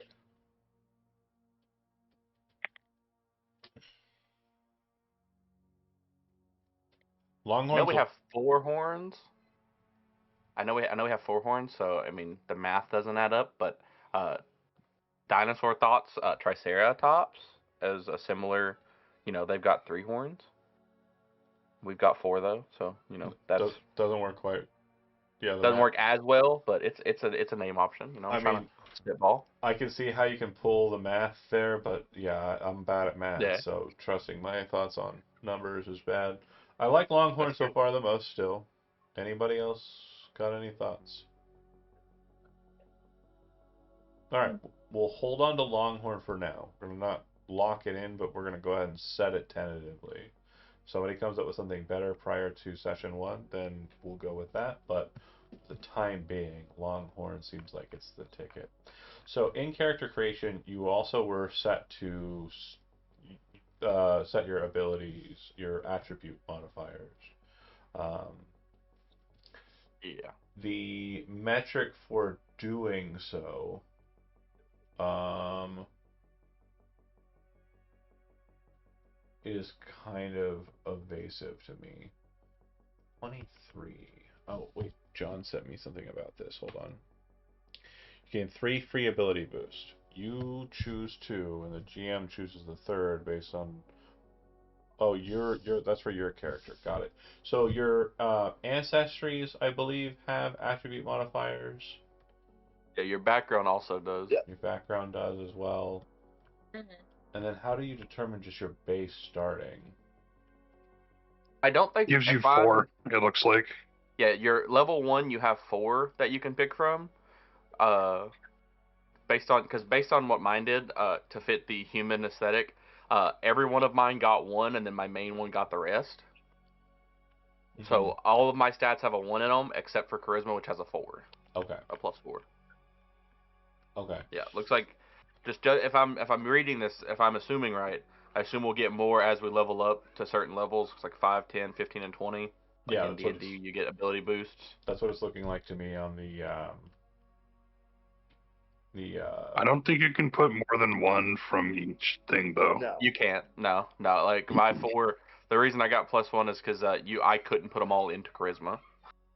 I was going to just dump everything into charisma and pray for the rest, but yeah, I think it doesn't work that way. from the 4 you can spend those across the board, and then the ones that you get from your ancestry can go towards the same that you spent for the initial 4 from your class, and then same is true Your for your background background. has a specific one you have to pick. You have to Yeah. pick one or the other, and then you can put the other in whatever you want. Right. And then for Android, you gain 3 free ones, and then I choose one of the 3 that are. Two for the background, it's 2. Oh, background. Oh, yeah. Gotcha. And then you choose one. I would say that whatever the casting stat is for a witch warper, that would be the one that I'm choosing. It's int or charisma. Which one are you? So I'll put it. using? I picked int, so I'll do charisma. I would say that the one that I'm choosing goes towards int. Okay, then I'll pick another one. Yeah. Fuck it, I'll throw it in strength. Because we built you to do X, so I don't see why I would not have the narratively selected one be the Right, one that's That makes sense. Yeah. And I don't intend on him being charismatic, so yeah. So then with them. don't do that. Let's see.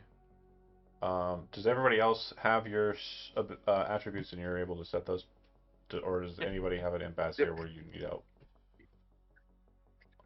Okay. No. Did its own. Double checking character creation, making sure we're at the right of it. Attribute ability modifiers, got that. Ancestry's been picked. Background's been picked. Class has been picked. Finish attribute modifiers, which you've done, it sounds like. And then record class details, which I believe you've probably had automated. Modifiers for perception, saving throws, etc. Those are automatically tallied in the character sheet, right? Yeah. Okay. And it has you pick one that you are trained in. Maybe that'd just be me, or was be, but. Oh, like skills and stuff, or just saving Well, throws? I was able to have saving throw, so I picked Will. I'm technically an expert. It prompted me. Okay. Might have been class related. I don't know for sure. Yeah, I think so. Okay, and then the finishing details. It sounds like you have a couple of things here. Edicts and anathema. Edicts are behaviors your personal philosophy or code encourages, and anathema are things that are contrary to yours. So, Travis, your character sounds like they have a very simple kind of list of here. Edicts would be help those who are in need and protect others, when they need protecting. And then things that would be anathema to you would be like being selfish or self-indulgent, and seeing people who are like that, who are willing to put others at risk over themselves. Is that fair to say? Yep.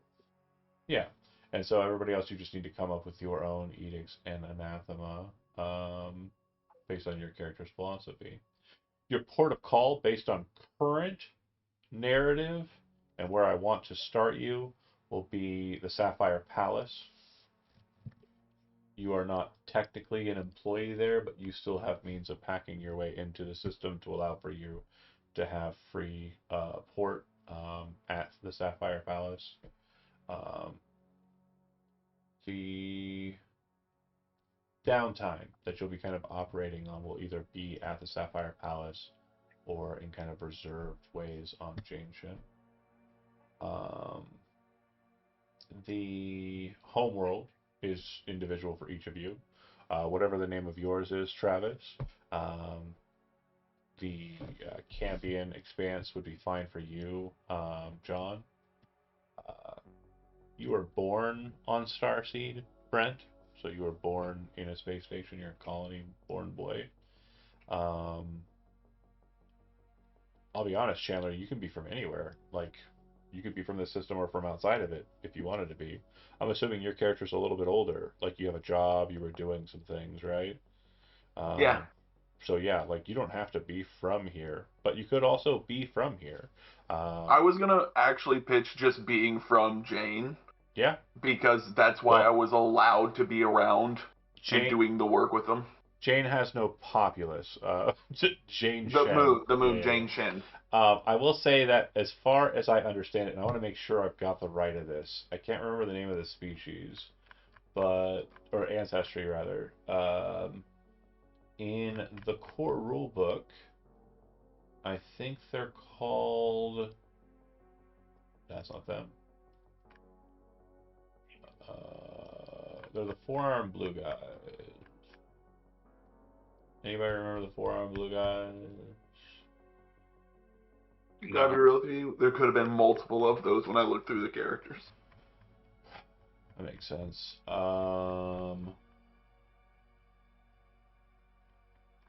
Oh my god.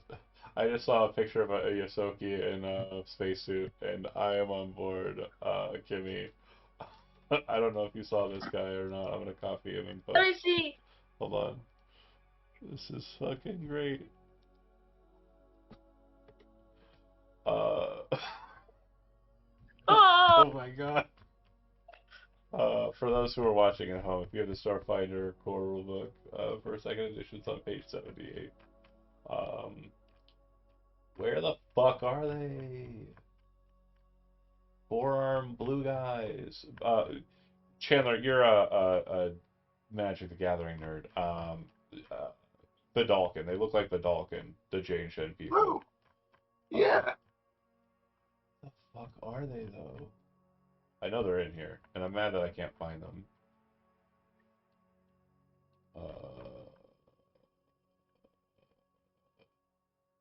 Barathu are kind of cool too, though. I guess they're not in the core rulebook. I was lied to. Um, want my money back? Where are my forearm? Hold on, I'm just gonna Google search forearm blue guy Starfinder. uh, okay, I'm sure this is the blue guy. Casta. Is that the name of them? I guess so.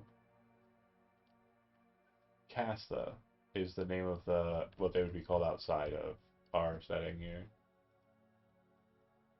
Kasatha. They're not blue in the book. They do have four arms though. Okay. Kasathas. Four-armed migrants from a dying world. Oh, that's fun. It kind of fits with the story for Jane ship because the star is dying. Okay, cool. So it could be the case that your I already forgot the name of the mentat. That's not a mentat.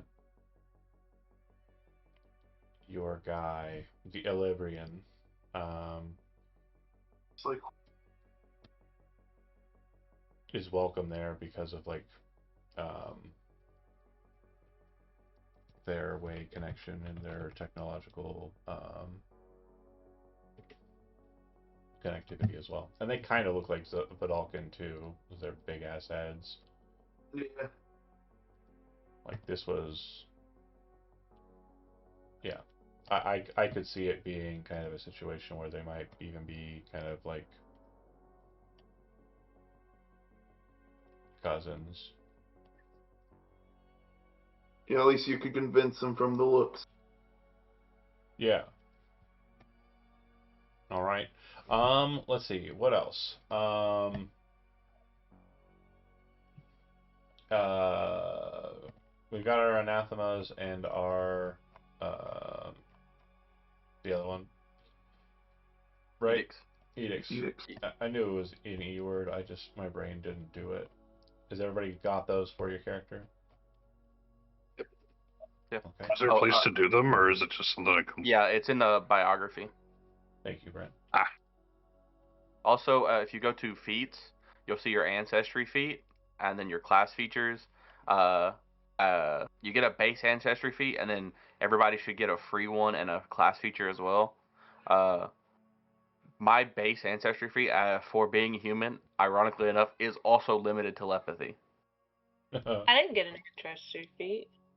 Yeah, only some of them do for like the base one, the free one. Barathu, Contemplative, Into Colony, Human, Kaisar, Lashunta, Aura Cochrane, Shirin, and Soki get it. Mm. I think you said you were a Soki. Yeah. Ysoki, Soki. Yeah. It didn't Yeah, you pop up should for have. me. It didn't pop up for me either, but when I went to features, it was there So as an ancestry feat. the other Oh, bits too, your homeworld should be kind of like, I mean, obviously, Kimmy, you'll probably either be from Starseed or Coilara, since you were friends with Brent's character in the beginning there. Um, and then everybody else is handled. So homeworlds are handled. I think only one of you is like full on religious, and that was Chandler, right? Yes, right. Yeah. I guess not more spiritual. I think the Urbot would be because it's more you were built by a cult, but you weren't like forced into a religion. But you understand that there is mysticism and kind of like magic in the drift.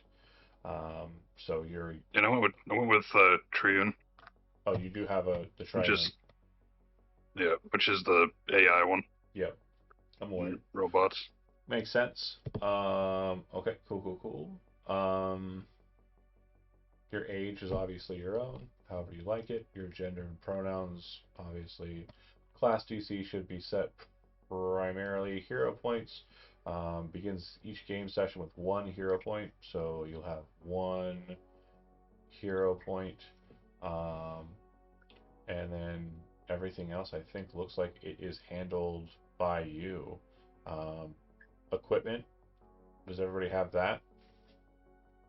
No, that's the one thing it doesn't have for No. me. Okay, so let's see. Equipment. Also got spellcasting to do.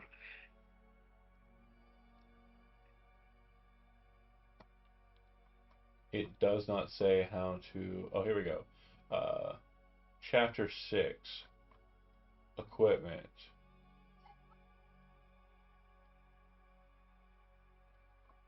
Why doesn't it tell me how to acquire gear? Oh, step 8, buy equipment. That's really weirdly tucked in there. At first level, your character has 150 credits to spend on armor, weapons, and other basic equipment. Your character's class lists the type of weapons and armor which they are trained or proficient with, because I believe like the more you become proficient in something, the better you are at in this game. So you have like levels of proficiency. I think the highest being legendary. As you attain those like levels of proficiency, you get better at using the gear. Um, so just go through with 150 credits and buy your armor, weapons. That should be chapter 6 on the book. If you don't have that, I believe that the equipment section um, in the compendium can work pretty well. John, Yeah. where's the book? You'd have to buy it online. It's Okay. the yeah. Hold on a second here. I'll find the link for it. Um, uh, Sorry. Okay.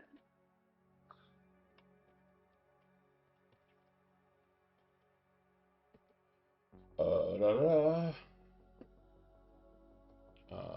I'm about to, I don't know why it's lagging, but the link should be posting up here soon from the.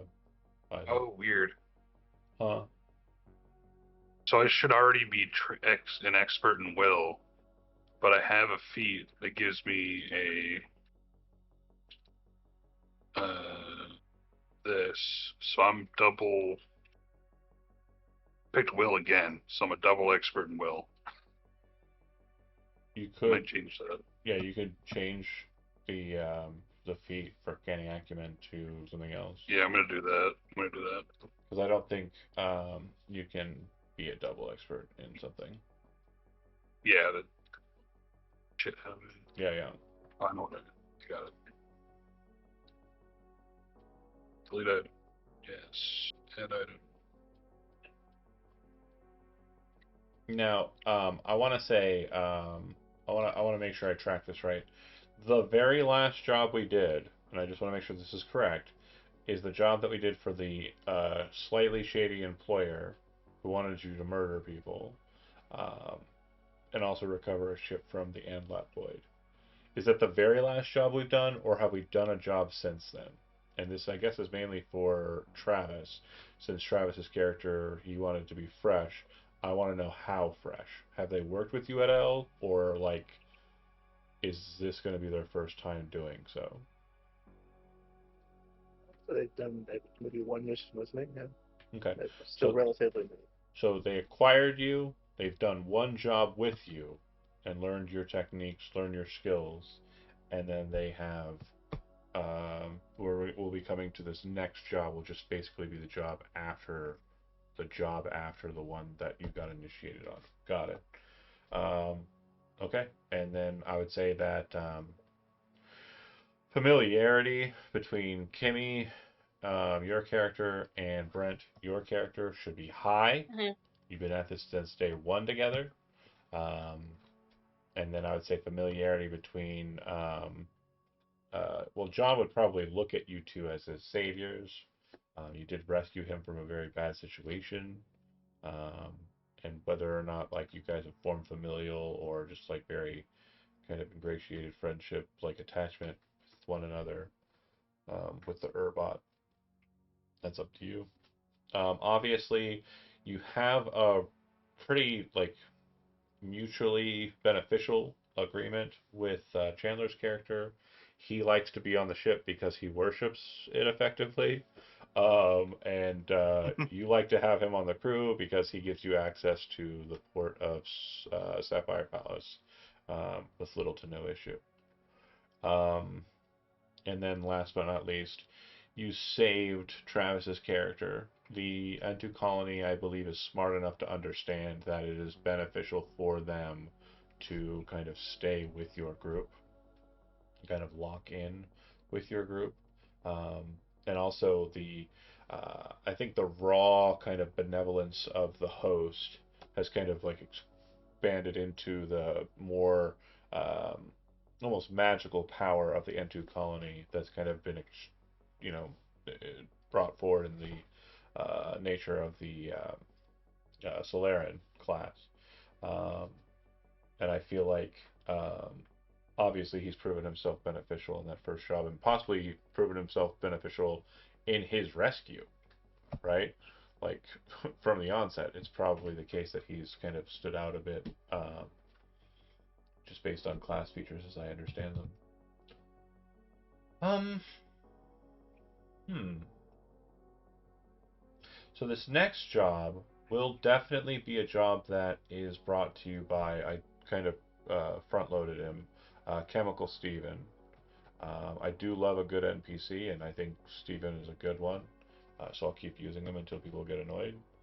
And I think that he would have you meet with him um, at Telievelis. And the very first mission that we'll be doing will be occurring at Telievelis. And Telievelis it's a space station, but it's primarily a jump gate, a short range jump gate similar to the one back on Haras. And it actually tethers with Haras, but it can also shoot you beyond Haras into the inner solar system. Um, there are some people who don't like using the Telievalis gate because they are afraid that it'll shoot you right into the sun of Onlod. But most people who are tech savvy, so probably Chandler and Kimmy's characters, Well, acknowledge the fact that there's no chance of you being shot into the sun because it's actually like magnetic what they're doing. It's more kind of like tethering you to the target when they fire the jump gate versus like shooting you out of a cannon. Um, yeah. So the very first session will take place with us meeting with Chemical Steven on a or at a club in within Teleavelis, and we'll be moving from there. Um, I think everybody's got their characters all set up, right? Locked in? No Yeah, issues? Mhm. good. Any It spells. spells? Yeah, that's. I'm not going to be able to help you there. I do need to That's do. fine. I will be doing a lot of reading slash watching of content. I also have to be prepared for Saturday since I have to play in another game that's a different system altogether. Shadow of the Demon Lord. Um, I have signed up to play in a game that Solution is running. So fun. For anybody curious, it tells you what you're trained in. If you click on like a weapon or something, and you go to details, it'll tell you what it categorizes it as, so you know what you're picking. Because I was sitting here like, what the heck? And then I finally was smart enough to click on details, and it tells you like martial weapon, so on and Mm. so forth. And your proficiencies are on your sheet, right? So you can see what you've Yep. got. Got you. Yeah. Cool, cool, cool. Pretty sure they are. If not, when you pull up your class, it'll tell you what your proficiencies are. Awesome. Um, yeah, I really don't have much beyond. I'm here to answer some questions for you, but if we want to go ahead and end it early, that's also an option. I think we did great in formulating. If there's anything you want to add narratively, I would say that it's probably beneficial, Brent and Kimmy, if you kind of like start kind of coming up with like backstory elements. Like you've definitely been at this job together the longest. So Mhm. kind of like having like a, oh, this reminds me of, and then kind of like saying we make up a job. And I'm pretty fine, like, with the details being vague or detailed, however you want to do it, but just having some kind of connective tissue there. The only thing I need from you besides is character descriptions. Um, and then I will draw them. I will hopefully have them done by next Tuesday. We shall see. But yeah, any questions for me? Anything that you want to add?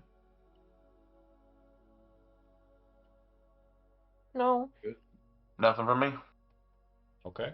And everybody, you're satisfied with where we're at, not just with your character, but with the narrative for the crew as a whole. Yeah. Heck Okay. yeah. And I know you're thinking I'm letting you get away with murder here, but I'm going to ask you one more time. Ship Longhorn. That is what we're going with. I Anybody? do enjoy Longhorn. I do enjoy Longhorn. It is very fitting. Okay, the Longhorn it is. Again, if something comes up, Oh, huh? nothing. What? Nothing. I was What? just laughing. Because I was just laughing. it's a Texan. Yeah. All right. Well, I mean, it's cool. It's fine. Uh, but if you come up with something better before next session, please, please, please post it in the chat. I will be posting more notifications regarding elements, specifically character descriptions for Chemical Steven, and a bit more detail regarding the Teleavelis that I feel you'll need for the next session. And Um, just good. so I'm sure, we are starting level 1, right? Correct. Okay, okay. You said we were talking about it earlier, and I was like, I just want to make sure real fast. Yeah, so I was looking at possibly doing a third level start, but I feel like it's probably best for me to not overshoot myself. Fair It is a enough. new system for me. Um, I also thought about doing tiered, but everyone sounds like they're kind of relatively new. I think the oldest character in the group is Chandler's character. Yeah. Unless you count the Urbots, like, pre kind of ordained artifice. Like, he's definitely the oldest physically. Uh, but the Void Core he has probably isn't super old since he was an experiment and just kind of developed recently. Right. Yeah, but your parts are probably older than this, like, older than a lot of shit here. Yeah, freaking Yeah, because the And you said we had how much money to start with? 150. 150. 150. Okay. Hmm. I'll write that down so when I'm picking my gear, I know what limit not to go over. The other thing I would like you guys to do just came to me in my brain. The ship. I'm gonna move this to the ship map. If you need me to move you back, we're actually going to be turning this game off tomorrow morning and turning on Tomb of Fate because I have a game on Thursday. And unfortunately, I can't have both games active at the same time. So what I'd say is you can see the ship. It has some gear that's kind of present inside of it. If there's anything that you think should be on the ship, that's like more of a tool or an object that's in the book, in your gear list options, post it in the chat in general, and say we might need this or this or this. As long as these things are like functionally things I think would be on the ship and are not like super overboard. Like I don't know if there's like a nuclear missile launcher in there. Don't put that on your sheet. But if there's like small mundane things that I think that kind of feel like they should be on a ship like this, if you write them into the chat, I'll kind of look over each item individually and determine whether or not it's something that I feel would be kind of free of charge and just something would have been on the ship or acquired during a job here or there. You work for a job and you kind of like see something kind of like lying out on the desk and nobody's looking, kind of situations, or you just take a whole chair out of the office and put it in the back of your car and drive off. I'm not saying like I've ever done that, but um, I'm not saying that like I've ever done that or whatever, but anyway, um, put those in You the can chat. steal a chair. I don't know what you're talking about. I think that's it, though. We'll go ahead and call it. We will see you next session, which will actually be the first episode of the Beast Star. And for those who are interested, on Sundays I will be running the Night Star, which will take place mainly inside of the inner system. But ultimately, it is my goal to try and weave these two stories together to an ultimate end, for both narratives. But I'm thinking that both of these will be um, mid, about mid-range in duration. I think I can do at least a dozen, if not into the 2 dozen kind of tier sessions for this. Um, but yeah, thanks for watching those that did, and we'll see you next week.